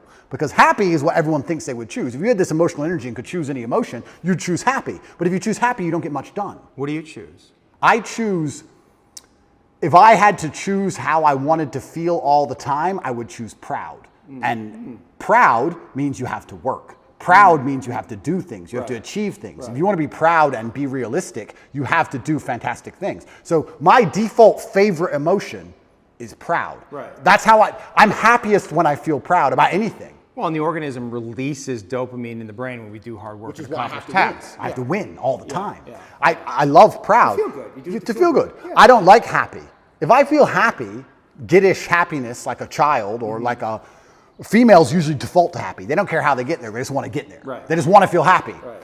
I avoid the happy hole because I think people who are desperate to only feel happy are the ones who are addicts, you know, gambling addicts, drug addicts, drink too much, do dumb shit. It's all temporary, no delayed gratification. That's how you destroy your life, choosing the happy hole. So we were talking earlier about jail and how when I felt particularly bad, I'd wake up with a whole bunch of emotional energy. It's unchanneled, it's a bit wild, so I guess that can be perceived as sad you're out of or your depressed. routine, You're out of your routine. So I would sit and go, okay, I have all this emotional energy today, where am I going to put it? And I'd put it in a place where perhaps on that day I might feel happy, or perhaps I'd choose something else, but I would try my very best to take all the energy and put it into a place where feeling that emotion was the most competitive emotion, or was the perfect emotion for me to be as competitive as possible in that particular scenario. So yeah, on days where I woke up and I felt a little bit sad, I'd be like, okay, I'm going to turn the charm on today. I'm going to make everybody laugh. Right. And by the end of the day, I felt fantastic. Do you think God wants to break you? If God wants to break me, he's going to do it. Because we said, wants- right, the yeah, hero's maybe he journey, wants there to. must be death and rebirth. So what, like something, you have to be broken. At some point, you must be broken. You can't fulfill your mission without being broken. And whatever that is, it has to terrify you. But can't I be semi-broken or semi-close to broken and back from the edge? Death and rebirth. That's the archetype, right? And what does that require? It means going into the cave and facing your dragon, which is your deepest fear, and feeling like it's going to kill you, and then entering into the void of nothingness, and then coming out the other side, reborn. And in that place where you're reborn, you're going to know things that you did not know sitting right here. And you're going to have a much bigger perspective, right? I mean, you agree with that template, right? I agree with it, but I feel like I can just, I don't feel like Get around that? Not get around it, but I don't ever have to fully die. Like I can just come close enough times. Like I'm not going to underplay. No, of course. But I'm not going to underplay how significantly difficult my jail experience was. Yeah, because you also- do talk about like how tough you were, you managed it, and I guess and which is, I believe that, I'm not, but you know, there had to be moments where you're just like, It was terrible. despair, No, it was absolutely terrible. or fear, or like, But this is very interesting into your death and rebirth point, because when it felt completely terrible, I do have the emotional control to not feel that. But I decided to let myself feel it because I felt like I wouldn't learn as much if I turned my brain off. That's right. So I've talked on PBD about Tristan. Tristan and I have the same superpower. Tristan didn't care about jail. He didn't care. He didn't, or he acted like Maybe he that's didn't just care. his own code. He acted like he didn't care. But that was his coping mechanism. Sure. Don't care about jail. I decided, no, I'm going to care. I'm going to feel everything. I'm going to allow myself to feel these negative emotions because I feel like I will learn more. I could have done what Tristan did. I could have woke up and said, one day or later they'll let me out. Still rich, give a fuck. Right. Could have done that. I didn't do that. And jail, that's why he sleeps. That's why I have nightmares. Because I don't believe his jail experience was that traumatic because he turned his brain off to it. And that is a superpower. Yes. And I do have that power. If I went to war, I could go to war and watch all my friends be blown to pieces and still fight. Yeah. I would still be capable. I can turn my brain off if I have to, but I decided not to because I felt that feeling things would teach me more, which is why I'm kind of arguing your point about death and rebirth, because I feel like I don't have to fully break. I just have to get close enough to the edge to learn something and come back. why not break? Because if I break, then there's too You much, know, my until empire then- might until fall. then, you don't know. Well, That's the exactly. thing. You don't know. I don't know. And that's scary. It is scary. Yeah. So why would I? That's why you don't want to break. because Completely. It's scary. I don't want to lose what I have. Yeah. Mentally, But that physically, well, financially. Yeah, but that attachment, what would God say to that attachment? I don't want to lose what I have. But okay, I don't want to lose what I have because I also have a responsibility for others. Let me tell you something. If my mind broke and I couldn't come back from that, What's more important, your family or God? does God want me to break? I don't know. You asked the question. And if he does, I will break. Right. Right? Well, but you won't have a choice. I won't have a choice. But jail itself was terrible. Like we're talking about vulnerability. I can sit and explain all the things I struggle with in jail. It was absolutely terrible. And I think a lot of people who are watching this, I think they need to keep in mind I wasn't in jail. I was in Romanian jail. What's the difference? well, it's the poorest country in Europe, and it was built during communism, Right. and it's basically designed to torture you. Cockroaches, yeah. Yeah, I mean, it's not like jail, like we imagine jail. I don't want to insult the Romanian justice system, and I don't want to insult any Romanians. I'm still within the confines of Romania, but I think most people at home understand what I'm talking about. I didn't have yard time. I didn't have any friends. I was in a room for 93 days. I did not leave that room unless I was being dragged to court in a language I didn't understand to be sent back to the room. Yeah, it was hard. I did a 4-day vision quest, 4 days, 4 nights, no food or water out in the mountains, like in a restricted area, like just like a prison cell. And that took me to my edge. So I can't even imagine And yeah, 93 days. Yeah, I mean, it's terrible. And you don't know how long you're going to be in there for. Yeah. And you have no control over anything. And you don't sleep very well. People think you just sleep it off, but you can't. The jail is very loud. There's a lot of distressed people in there, a lot of upset energy of people. the place. The energy is sad. Yeah, it's a bad place to be. But I knew that my only option was to deal with it. So I knew that not handling it wasn't an option. So if not handling it's not an option, the only option left is handling it. So you just have to find the best way to do it. Yeah. And I certainly allowed myself to feel a lot of emotions in there that I could have probably blocked out so that I could learn as many lessons as possible. And I've learned a lot of things. But I would say that, I mean, all in all, I understood as a man, you need to have a strong body so you're not attacked by anyone else, and a strong mind so you don't attack yourself. And I think jail in many ways is just pressurized life. And if you feel a little bit angry outside of jail, you'll be very angry in jail. It's pressurized life, and you can't distract yourself with anything. Mm-hmm. Most people, if you feel angry right now, you're like, oh, that pissed me off. And then you get on your phone and talk to someone else about something else. You distract yourself, but you're left alone with your thoughts, and you can't distract yourself. And God decided to put me in there to learn some things. And I think it just confirmed a bunch of things I already knew. And I think it was a chance for me to prove to him and to prove to myself I'm not full of shit. And I think that was... Did you worry that you were full of shit? Never. But it's good when you get tested. No, but this is actually the truth. Top G, right? It's a name, it's a nickname, blah, blah, blah, Top G. The basic premise behind it and why I'm idolized by all these young men especially is I'm Top G, the number one G, the guy. He's the guy. I never for a second when I was saying it didn't mean it. I never for a second when I was saying it thought I was full of shit. Mm-hmm. So God was like, okay, let's find out if he's full of shit. Right. And I was placed there and I said, all right, this is a chance for me to prove to myself and prove to God and prove to the man watching to the prison guards and prove to everyone else, my ancestors, that I'm not full of shit. I had a sense of duty in there and I feel like I performed it exceptionally. Mm-hmm. And it doesn't matter if they kept me in there for 3 months or 3 years or 30 years. I have to perform. That's who I am. And I will default to rationalizing, as you said, whatever it takes. I will come up with any rationale and I will say it in any way which is interesting and engaging and convincing enough to the outside world and to myself to install it in my brain that allows me to compete. That's just what I'm going to do because I don't want to lose anything ever. Yeah. And life, perhaps if we want to extrapolate this out, perhaps God's trying to break all of us. Maybe life is a big competition of who breaks last. I would actually argue, and I said this before, that the number one indicator of a man's success is his ability to deal with stress. I don't think it's IQ. I don't think it's physical capability. I don't think it's anything. If you take a man who can deal with a bunch of stress, he's going to be more successful than a man who can deal with less stress. How much stress you can put up with has a direct correlation to the kind of life you're going to live. Most people who want my life don't have my life because they couldn't handle my life. Yeah. That's why. They go, I want to be like Tate, I want fast cars and private jets and all these girls and all these kids and all blah, blah, blah. But they couldn't handle it. They couldn't deal with the pressure of it, which is why they'll never get there. Because even if they get anywhere near it, they'll have a mental breakdown. Right. So how big your life is and how successful you are in the physical realm is directly linked to how much stress you can deal with. And perhaps God's trying to break all of us. He's trying to find all of our limits. I think most people at home watching this probably have something going on in their mind right now or something going on in their lives that might break them. Yeah. To me, it would be nothing. To them, it's a big deal. Yeah. So God's out here to break all of us, and I want to be the guy who breaks last.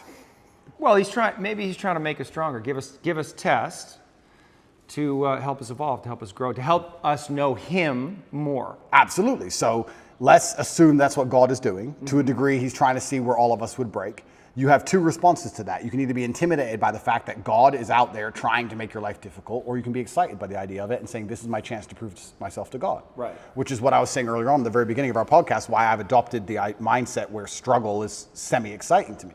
Yeah. God is out here trying to ask me questions or put me through scenarios where I get to prove myself to him, and perhaps that's why all the bad things happen. Maybe that's why that girl left you. Maybe that's why he made you love her so much, so that she could break your heart and fuck your best friend on purpose, so that you, to see how close you could come to breaking. Maybe that's what it's all about. Maybe that's the fun of it. The mantra that I use is, yes, thank you. Whatever comes, yes, thank you. And yes is an acceptance to God, and thank you is gratitude for what's happening. And that mindset is a kind of surrender to God's will. Yeah. Do you struggle between, your will is very strong. Yeah. And I can feel the place where you like to impose your will in the world. Yeah. So your will versus God's will. Well, he'll win. Are you in a fight with God on some level, like not literally, but unconsciously, between his will and your will? No, I think I am doing his will. I think I am doing his will, which is what it takes to be truly successful in the world. I do believe that the moral arc of the universe does bend towards truth. Mm-hmm. That's not my saying. I think that's Martin Luther King's. But I think that it bends towards truth and justice in the end. Mm-hmm. I think that the battles we are currently fighting in society, which look hopeless, in the end can be won. And I feel like I am doing his will by standing up and telling the truth. I think I'd have to be a complete coward of a man to end up having all of the masculine youth of a planet paying attention to every word I say, and then say, oh, but if I tell them good things, if I help them and help the world by extension, I might get in trouble. That'd make me a bitch, and that's not who I am. Yeah. So I think if you give any man worth his salt that degree of power and influence and responsibility, he's gonna stand up and say, okay, this is how you should live as a man, and this is how you can make the world a better place. Unless he's afraid of the repercussions by the evil people, by the people who are on the other side who are genuinely evil and satanic, who are out to destroy good and truth. And I'm not a coward. I've never seen myself as a coward. And in fact, we don't talk about vulnerability. The number one thing I could never exist as is a coward. I think that's, you want to talk about my biggest fear, it would be knowing I'm a coward.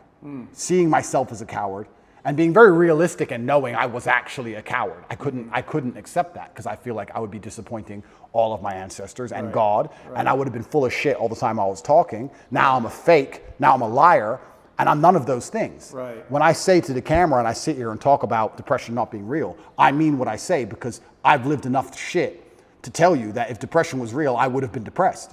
And people know that, which is why they listen to me in the first place. I would hate to look in the mirror and know I acted like a coward on that scenario. I can't be that person. Right. So courage is the highest virtue, I think. You think so? Courage, love. Well, I like to think of myself as a man with plenty of love in his life and a very loving man. I also like to think of myself as an extremely brave person. I've never been a coward. And even just the idea of being a coward is enough to motivate me to do nearly anything. So if you were to try and, here we go, vulnerability. If you were to try and manipulate me, how could you manipulate Andrew Tate, one of the smartest people on the face of the planet? Well, you would have to try and convince him that it was the only brave act. That's how I could be manipulated. Interesting. Now, I allow manipulation to find out where my enemy wants me to go, use my mind to break the trap, punish the perpetrators. I will allow them to manipulate me, and at the end of their attempt, I will decide whether I agree with their attempt or I destroy their attempt. Right. But that would be give you the best possible chance. And I give you a perfect example of it. COVID, when on day one, when everyone got locked in their houses and they were talking about Italian hospitals being full and people were dying on the street in China, when everyone believed because it was brand new, day one, me and Tristan decided to fly to Sweden and just run around in nightclubs because it's the only open country. Did we do that because we have medical expertise? Did we do that because we were guaranteed to not get sick? Did we do that because we knew something other people didn't? No, it was the brave choice. The brave choice is to go do something reckless. We might all die. Let's die in a nightclub in Sweden instead of dying in our house. So we always have chosen and defaulted to the brave choice. And part of me, maybe when we talk about excitement, I love when God or life or the universe or whatever you want to call it gives me a chance to be brave. I love when he gives me an opportunity. Here's your chance to be brave, Andrew. Here is your chance to show you are that guy. Here's your chance to have another story where everyone else would have failed, you would have succeeded. Here is your chance to win. I love that because, you know, it's easy to fly around on private jets and stay in 5-star hotels with a bunch of beautiful women and drive Bugattis around. Cool. But where's the point where I get to actually prove I mean every word I say? Right. So God gave it to me. So yes, thank you. I agree. We agree. Thank you. And if God decides I have to go back, then the best mental model I can have is not The Romanian system of justice is unfair. It's corrupt. I got too big. The Matrix got me. No, the best mental model is God wants me to learn something here. And he's going to teach me that through suffering. He's going to make this difficult, and he's going to make me feel pain, and he's going to make this as hard as he decides it needs to be, so that I can sit here and learn things. So I'm going to go and sit with my cockroach friends, and I'm going to learn. I already learned things. I can tell you a bunch of things I learned. Even physical things. I would hunt cockroaches in the dark. At night. I would stand near to kill them. I'd stand near the wall and I'd measure out a palm strike directly, exact measurement, so I didn't hurt my elbow or my hand, to the wall. And I'd just sit and just wait. And I'd hear them crawling. And in nearly pitch black, I could hear one in front of me. Bam! I got to the point where I could kill them. Ninja for real. I was like, I'm learning shit in here. Right. So that was fantastic. I learned. Did you learn anything about yourself? This is again New information. That's all. I mean, you must have, right? I mean, you had a new experience, so there must be new information. I mean, you got tested, right? You're in jail, for fuck's sakes. Like, something must have popped into your mind. There must have been some revelation, some edge that you came to. It had to be, no? I'm exactly who I thought I was. I am 0% full of shit.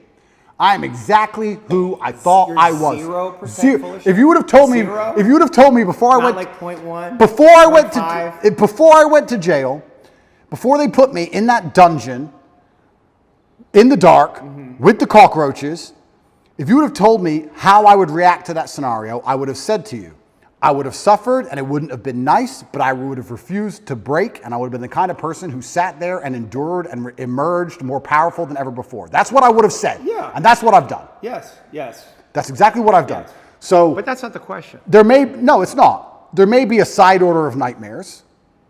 I learned, I've never had nightmares before in my life. That surprised me. But they're here now. That's life. I learned that, I guess. I learned that when I got out of jail. I didn't have nightmares in jail, which is strange. I had nightmares when I got out. Maybe it's fear of going back. Don't know. Yeah. But what else did I learn about myself? I had already pre-decided and had already told the universe how I would act in said scenario. This scenario was not a scenario I hadn't discussed or didn't believe could happen to me. I had already analyzed, if this happens, what are you going to do? It was a pre-designated plan. And I just followed the plan I had already laid out for myself when I had already psychoanalyzed myself without my qualifications. I had already decided what I must do, so I did it. Yeah, yeah. And I was able and capable of following the plan and following through. Yeah. So I'm not a liar. I'm 0% full of shit. Right. I hear you. And if I was full of shit, I would sit here. Nightmares, though, but there's something. It's not full of shit, but just the something happened. Oh, completely. Right, because you're having nightmares now, so something is going on. Yes. That you don't like. Understand. That's all I'm getting at. That's completely true. I performed exactly how I needed to perform and how I knew I would perform. So when I talk about being top G and mental control and depression is not real, everything I say is true. I performed exactly as I could. And I should. There is a side effect, which happens to be these nightmares. But my attitude towards the nightmares is, yes, thank you. Good. I don't want them to go away. They will go away when whatever needs to be dealt with is dealt with by my own mind. And like I said, if anyone else could fix them for me, I would not allow them to, because I believe it is my lesson and it's my pain and my trauma and it's mine to deal with. And if I have to keep them forever, I'll keep them. I am not afraid of feeling negative. I'm not afraid of it. I'm not afraid of having nightmares. I don't wake up going, I want to feel good. I don't care. So if I have to feel miserable, it doesn't bother me. I don't see why. In fact, I'm going to change that. I don't see how you can put such importance on how you feel as a man, because it makes you non-competitive. Well, but it makes you, what it does is it brings you into presence. And presence is the most powerful quality that you can have as a human being. And if you are not in touch with your feelings, if you disown them or you rationalize them in some way, you're not fully present. Completely agree. Right? So the reason we want to connect with the places we have fear or pain or sadness, right, or anger, whatever it is, it's not to feel it and let ourselves be a slave to it. It's just to let it come into our conscious awareness, to know what it is. There's information there. It's data, right? And if we can be present with all that we feel, right, we're much more powerful beings Now, it's super interesting you said that because you're right. Because I wouldn't consider myself a present person. I am always thinking about what must be done. I'm thinking about Interesting. Always. That you would confess that. I'll You're confess. not a present person. No, I'm not present. If I'm present in the moment, I'm either on my computer talking to someone else millions of miles away or dealing with something else, or I'm doing this podcasting about how I have to spar afterwards, and then I've got a friend coming at 8:15 tonight. Why are I you have to see. present? I'm not present because things must be done, and they must be no, organized. well, okay. I am not competitive if I'm present. I need to do things. Now, I'll agree with you. You're right. I'm very rarely present. But here's my frame for presence, right? The reason I'm not all the way present, which is all the way here, is because there's something here that I don't want to feel. No, I would say there's two scenarios in which I am very present. And we'll talk about them in a second. But I'm not a very present person. But I have sacrificed the idea of feeling presence and feeling happy in the moment for, let's say, absolute capability and legacy. But would you agree that being more present would give you more power? In certain scenarios. Well, look, I think that might be the reason I love fighting so much, because that's the only time I feel present. Right. Because I have to be right there, because one, I'm in pain, and two, if I'm not, I'm gonna be asleep. Are you not present right now? I am. Are you present with me? I'm paying attention. My brain's on. I'm paying attention. Let your brain go and see what happens. I Just am. be here with me and don't stop thinking. I Stop am. thinking. I can't stop thinking. Stop thinking. I You am. can't stop thinking. If you can't stop thinking, you don't have control over your mind. All right, cool. So I stopped thinking, but And just be in the place where there's no thinking. Sure. And just feel yourself, who Sure. you are, and see what happens. See what happens. Yeah, and I believe I am. But I'm saying generally in life, I wouldn't consider myself a present person. I'm not the person who is enjoying the moment. Present. But I am now because I'm focused. But now I'm focused. But do you see the difference in the quality of the interaction we just had? But what's the, okay, let me ask Do you you a see question. the difference, though? I do. Yeah. And how did that feel? It felt fine. But what's the difference? Fine. What's the difference? But what's the difference? But weren't we more connected in some way? Isn't there more possibility to get to something deeper or something more truthful there when your mind is not constantly running? But I haven't lied to you. I'm not saying you've lied to me. Yeah. I'm not saying you've lied to me. I just said there's other levels, there's other layers, right? Is there? Is there? You get to it. That's why you fight. It's what you said, because it gets you out of your mind, fully in your body. And when you're fighting, you're in that zone. Some of their focused. intelligence opens up, though. Yes. You're doing things. You can feel that guy, and you can miss the punch And by react. and you don't even know why. Correct. Right. And so that is available all the time if you're willing to get present. Does life require that degree of focus? Not focus, presence. I know they're slightly different. Maybe I see them as the same. I don't see myself as a particularly present person. I do enjoy the presence of fighting. I do enjoy the presence of driving fast cars very fast. Right. I'm thinking of it, just so you understand my mental model, when I think of guys, and I do know some who are like enjoying the moment, I very rarely enjoy the moment. Does that make sense? I don't ever, I'm sitting around and like, yeah, I look around and go, I'm having fun. That's just not how my brain works, ever. That feels sad to me. Yeah, but this is the thing. Perhaps it is. I don't know. I'm not going to say it is because I don't feel sad about it. But let's imagine it is sad. I have no fear of feeling sad. If someone were to say to me, Andrew, you're going to enjoy the moment less because you're constantly preoccupied with running an empire that most people wouldn't believe is as large as you say it is, even if you told them. And you're going to have unlimited offspring who adore you. And you're going to have unlimited female interaction from women who truly would die for you. And you're going to be one of the most respected men on the planet. And you're going to have street cred in every city from Baltimore to Berlin. And you're going to end up going through all these trials and tribulations. And they're going to talk about your name after you're dead for hundreds of years. But you're not going to be present in the moment. Would you take that? And I would say, yes, sir, I would. Give that to me. I can't be present because there's too much happening. How can I be present? How can I be present with hundreds of millions of dollars and DCOT trying to put me in jail? And how can I be present? I've got things happening in my brain. I can't be present. I've got things to deal with. I've got problems. So I've sacrificed But presence. maybe you have a mental model that says I can't be all the way present and do all of those things. And maybe that model is incorrect. Well, presence is if you're truly present, then you're not worried about anything outside of the moment you're in. Not necessarily. How does that work? I'm interested. Yeah, I mean, because the presence, your consciousness go out, right? And you can be aware of everything, right? I'm perspicacious is one of my favorite words. I am aware of what's happening. Yeah. I'm just not particularly interested in it. So I will sit at a table where everyone's having a conversation, and I'll sit on my laptop, and I'll chime up once every hour. I hear every word. I've analyzed every word. I know who's right. I know who's wrong. I know what I could have said. I know whose brain I could have changed, what mind I could have affected. I've already considered if it's worth doing, but I'd rather do my work, and I'll ignore it all until I pop up and say 3 words and control the entire conversation and go back to my laptop. Yeah. I'm aware of everything. I'm just not particularly present because I feel like I've built a life which is so large that it's hard for me to be present in the moment. I'm present with my children for an hour or 2, and then it's like, okay, back to work. Right. So, Was your father present with you? no. But I don't think. But then this again. I'm just saying, as a psychotherapist, when somebody said that, you said that he wasn't present with you. That must have been. That didn't bother me at all. It didn't bother you? No. He had things to do. He's a full-grown man. I mean, we could talk about the haircut tweet, but I didn't understand, your history that you were raised by a single mother. Your father wasn't around. Yeah. So you see him once a year? About that, yeah. When we lived in America up to the age of 11, I saw him more often, once or twice a month maybe, and then When did they split? I was 10 when they left. But I always understood he's very busy and has a lot to do.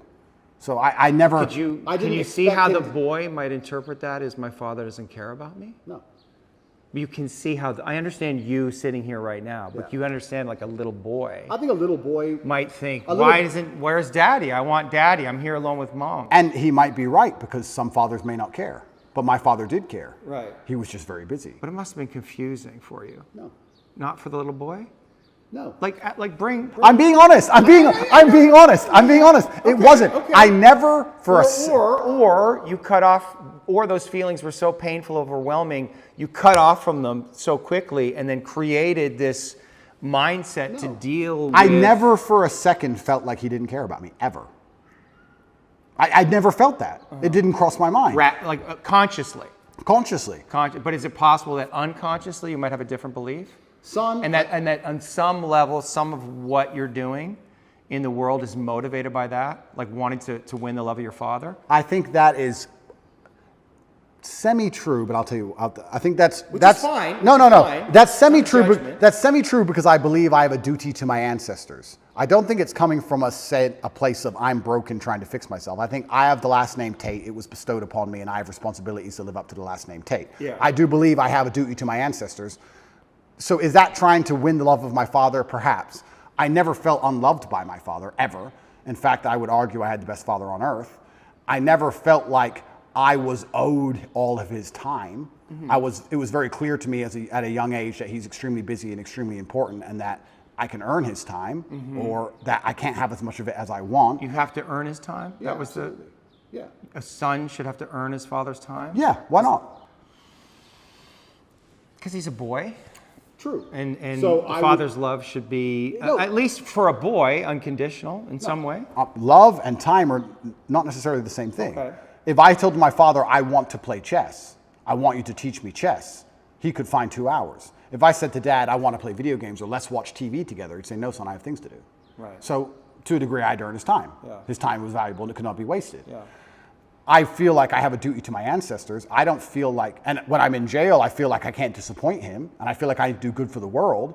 I don't think this is me being some kind of broken secret. This is where we're going to disagree. You're going to think I'm some broken child inside or something. Okay, well, the inner child, or I'm guessing.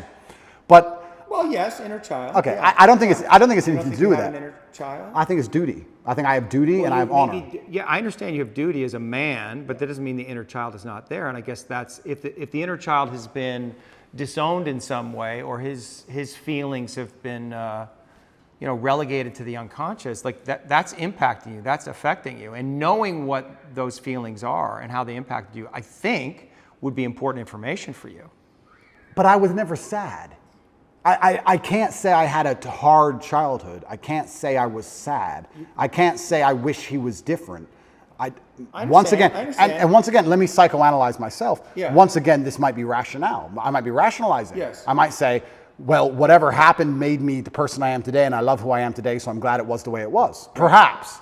But once again, I think that puts me in the correct mental framework to be as capable as possible. I'm not going to sit here and say, I wish my dad did something else.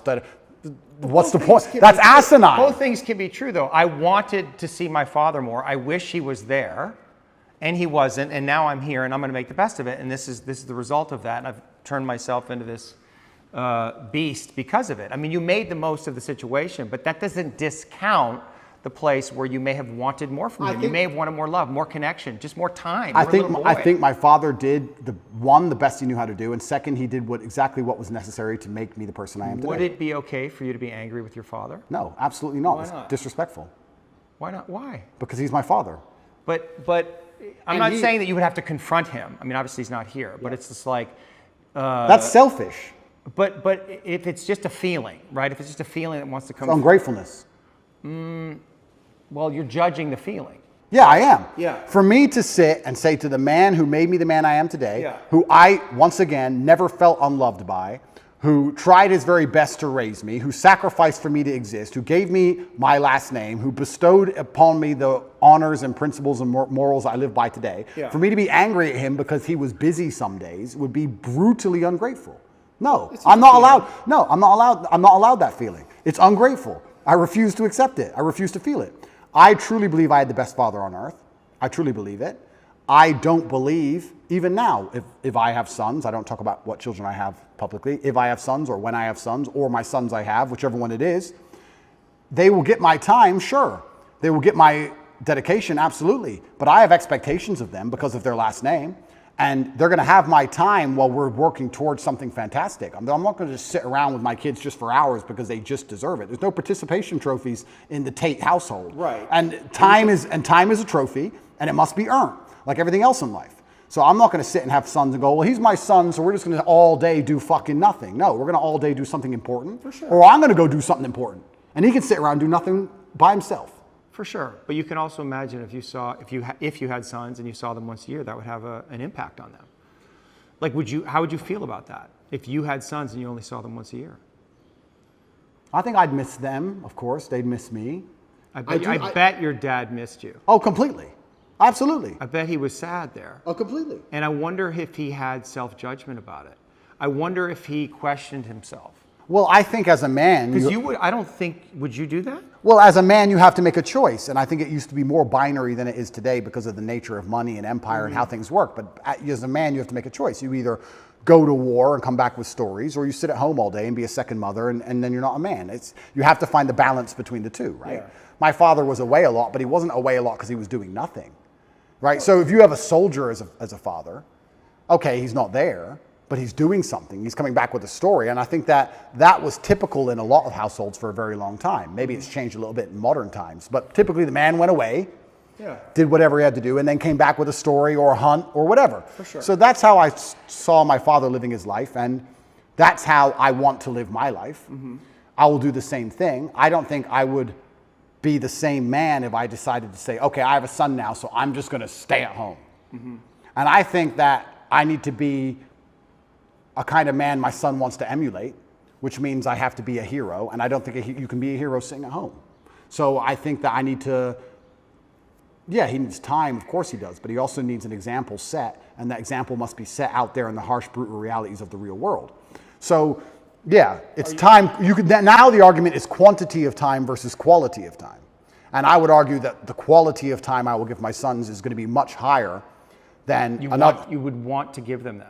Oh, completely. You'd want to give your sons more quality time than you had with your father. I'll give them the exact same amount as he gave me. Will you? But if I'm happy with Would you not want to give them more? I may want to. You wanted more. I didn't say I wanted more. Oh. That's smart. I didn't say I wanted more. You didn't? Yeah, No. You must have. No, I'm saying that... Boy wants time with his daddy. It has to be true. If I wanted it, I could have earned it anytime I wanted. Well... are you sure about that? I'm pretty sure, yeah. When we go, I don't know if we need to read the tweet, but it's like, your mom was pretty upset with him. So he was like, I'm not coming back here. It wasn't just about you, it was about your mother. Oh, completely. And I think my father sacrificed his marriage for us boys. He sacrificed his marriage and his relationship with my mother to ensure that us boys were taught the way he believed we should be raised. My mom was very unhappy with certain things he did, which he insisted on doing anyway because he saw his legacy in us as more important than his marriage with my mother. But I'm not saying, look, if my son calls me and says, I'm really upset, I need to talk to you, I'm not going to say, no, you can't talk to me. I'm not psycho, right? I understand all of these things. I'm just saying, obviously we're talking about a very general scenario.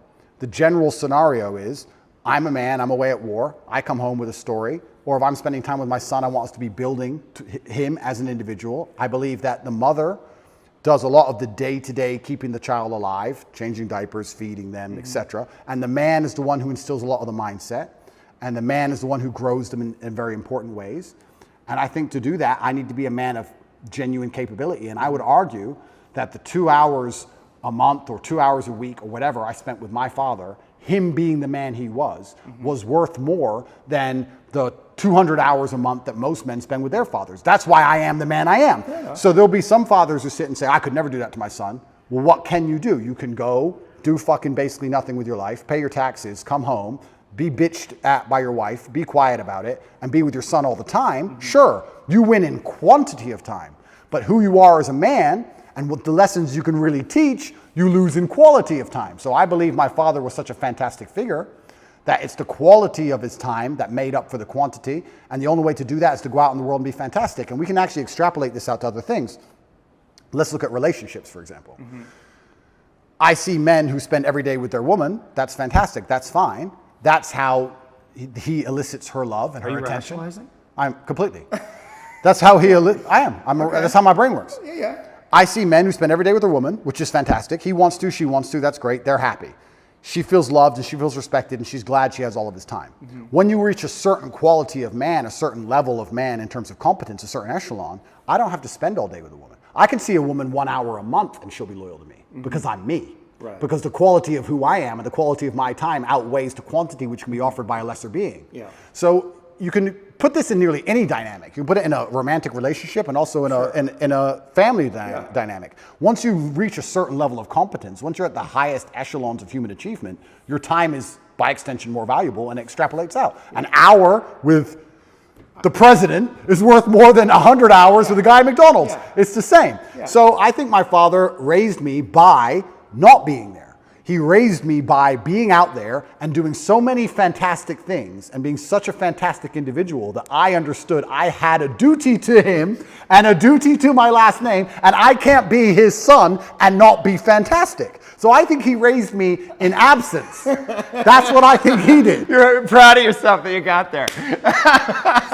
You won that one. But I think he did. That's good. No, that's actually a fair argument. That would be the argument about God's will. That was God's will. Correct. Yeah. And so I have to surrender to it, and this is what it is, and my task is to deal with it. And maybe there are feelings you have about it that you don't fully understand, but that's okay. Yeah. You know, you're here now, and you're doing your thing, and you're living your life, and it's all good. Yeah. So let me ask you, and maybe this will be the last question. I can go forever, my friend, so you tell me. We'll see. And the reason I wanted to talk to you is because I genuinely did want to learn about myself. Yeah, I know. And I do like discussing these things. And like I said, I'm being as vulnerable as I can be. If you feel like I'm shielding, I'm truly not trying to. Well, when we shield, it's so habitual, it's so quick, right? Our defense is, we become identified with our defenses, so we don't even know when we're doing them.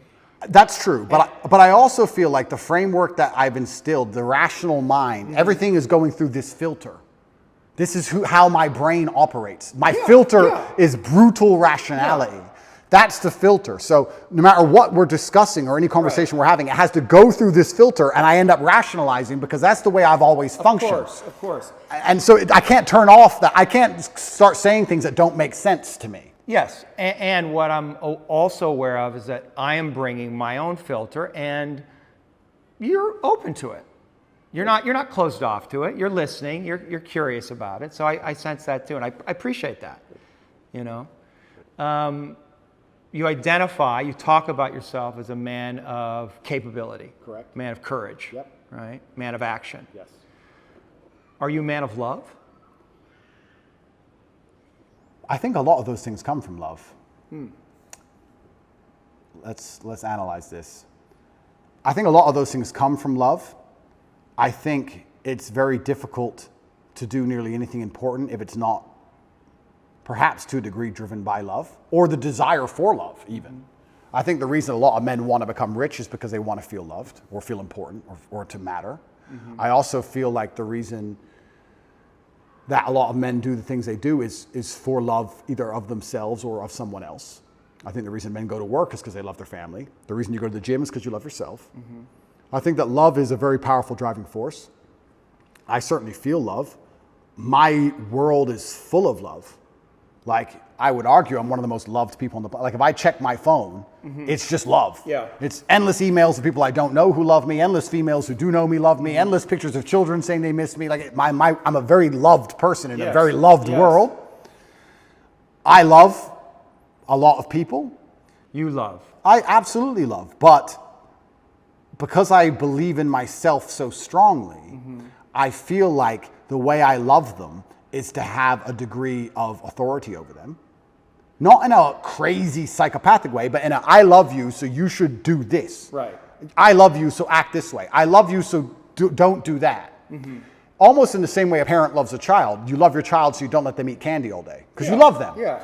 I'm like that with everyone in my life, because I see myself as the most competent person on the planet. So I'm like, I love you, I care about you.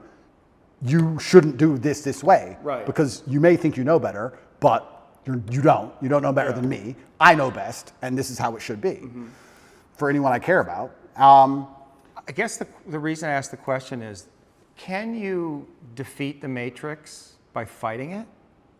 Or can you only defeat the Matrix through love?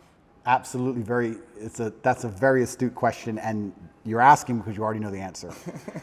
And you already know the answer. Of course, only love can win. Yeah. Only love can win. Yeah. And it's the most powerful driving force on the face of the planet. It always has been. And it's only when people are going to wake up and have a true love for themselves and love for their community and love for their children and love for these things that we're going to start to resist the evil and the Satanism and the insanity which is coming in the world today. But I believe, as a man at least, your love only has value when you're capable. Which is why perhaps I'm so obsessed with capability, because I want my love to have value. We talked about how time has value when you're at a certain echelon. I would also argue that love has value when at a certain echelon. If I'm in love with a girl, she can get a lot more from that love than if a Joe Schmo's in love with her, right? So my love has value because I have value.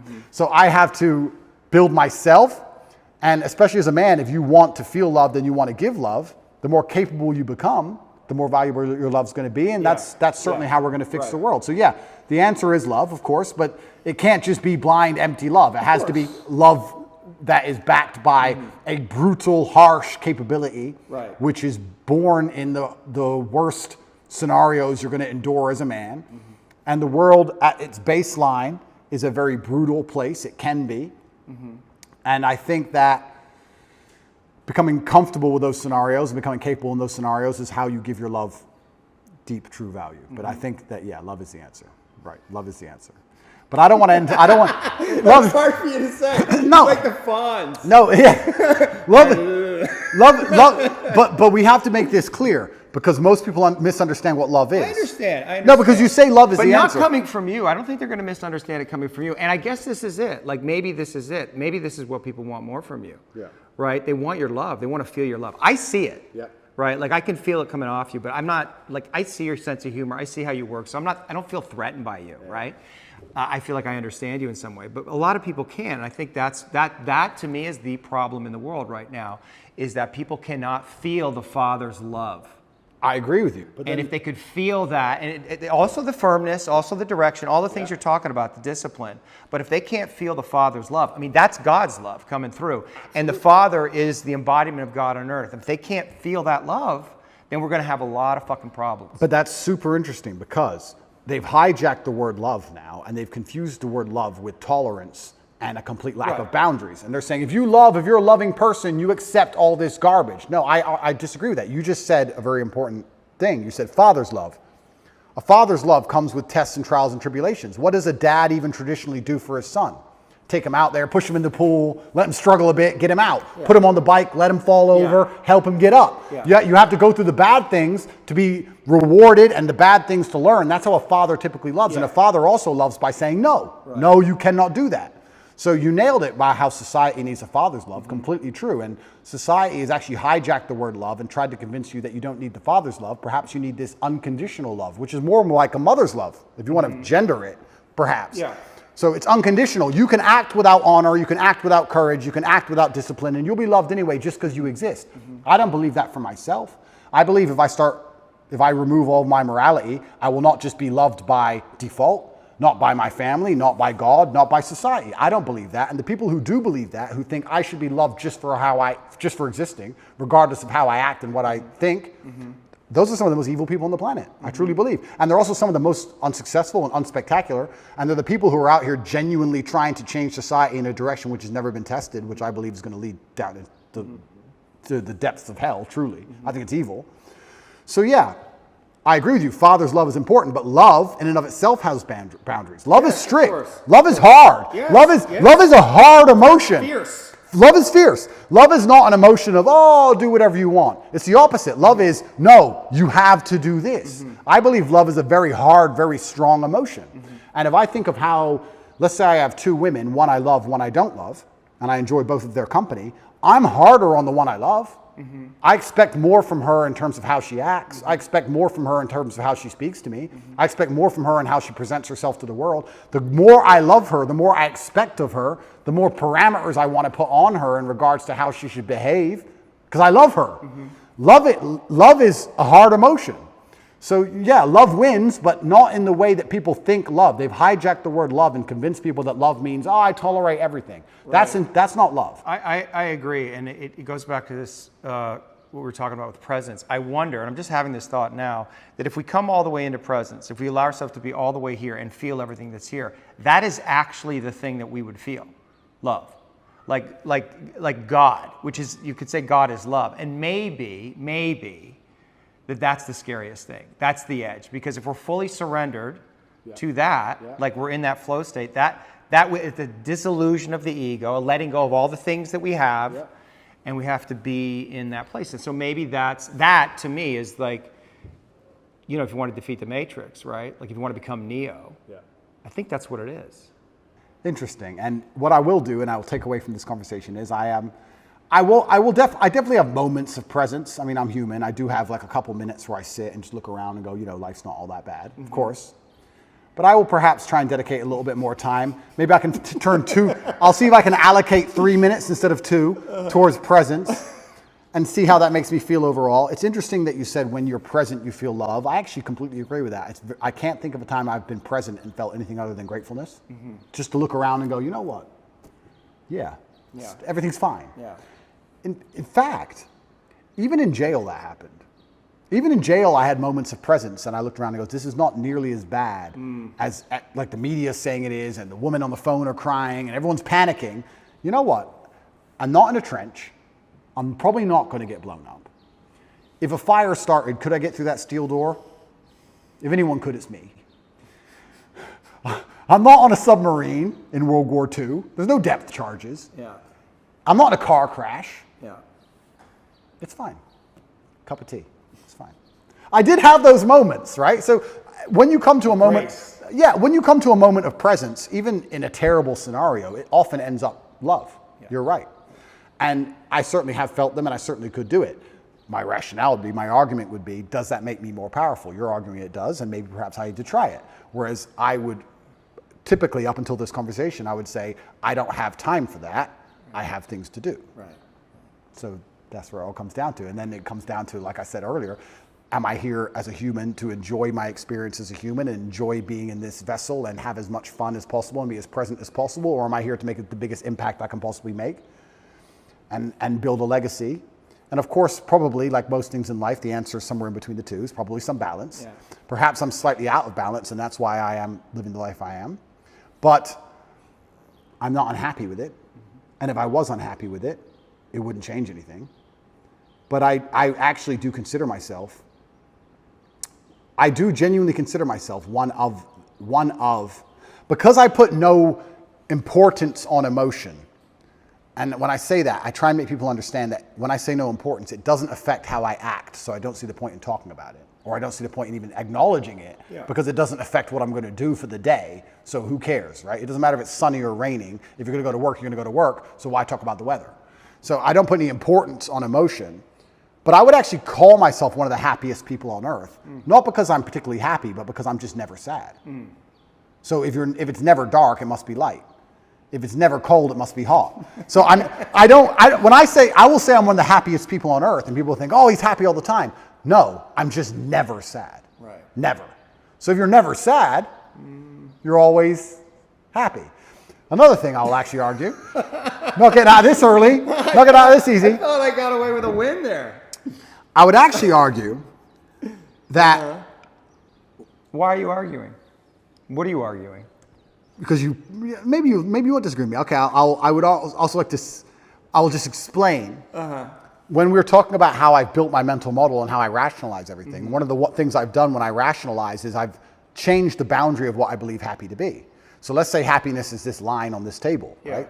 Most people, this is the full spectrum of human emotion. This is absolute distraught because your parents just died. And this is extremely happy and giddish and you're laughing and jumping around like a child for whatever reason. Most people would probably put happy somewhere up here near the top. Whereas I've just changed that bar. And I've just said, unless I'm truly distraught, unless I'm actually at the point where I can barely speak, let's move happiness down to here. Unless I'm truly distraught and something really bad's happened to me, I've already passed the threshold and I'm just a different level of happy. Now, the more I talk to you, the more I realize that a lot of what I've done are just simply semantic tricks. They're language tricks. I've changed language tricks. If I'm not absolutely distraught, I am some version of happy. Therefore, I'm the happiest man on earth because I'm always some level of happy. It's semantic tricks, but if it works, I mean, it could be a cheap language trick, but if the cheap language trick works, then it's more than a cheap language trick. So I've also changed what I believe happy to be. I think that there's probably 5 or 6 times in your adult life you're going to be unhappy, and the rest of the time you're just a different level of happy. Maybe less happy, more happy, but you're all at some point of happy. If you can speak, you're happy enough, because when you're truly upset, you can't even talk. That's what I believe. Is that enough? Is that all I have to say?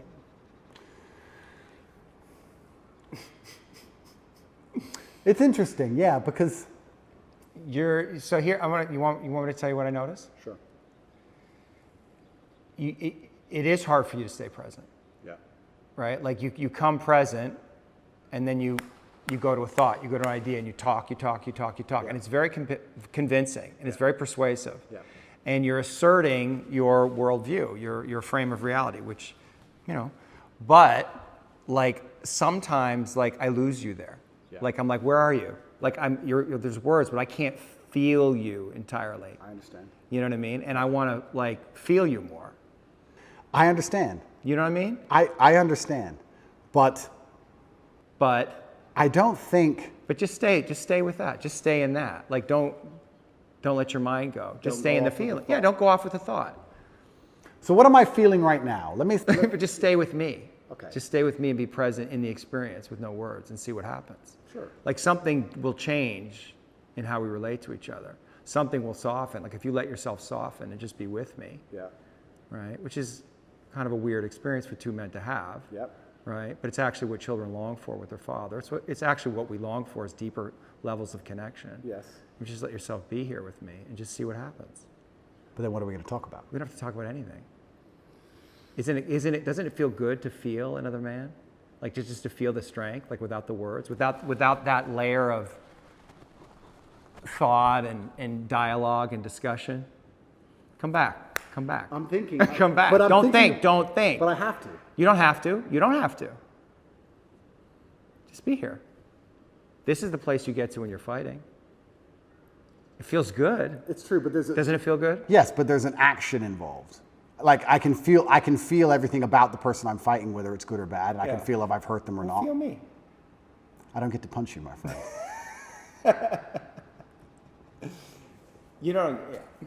It's been good fun, and I feel like I've learned some things, and I feel like we need to do it again.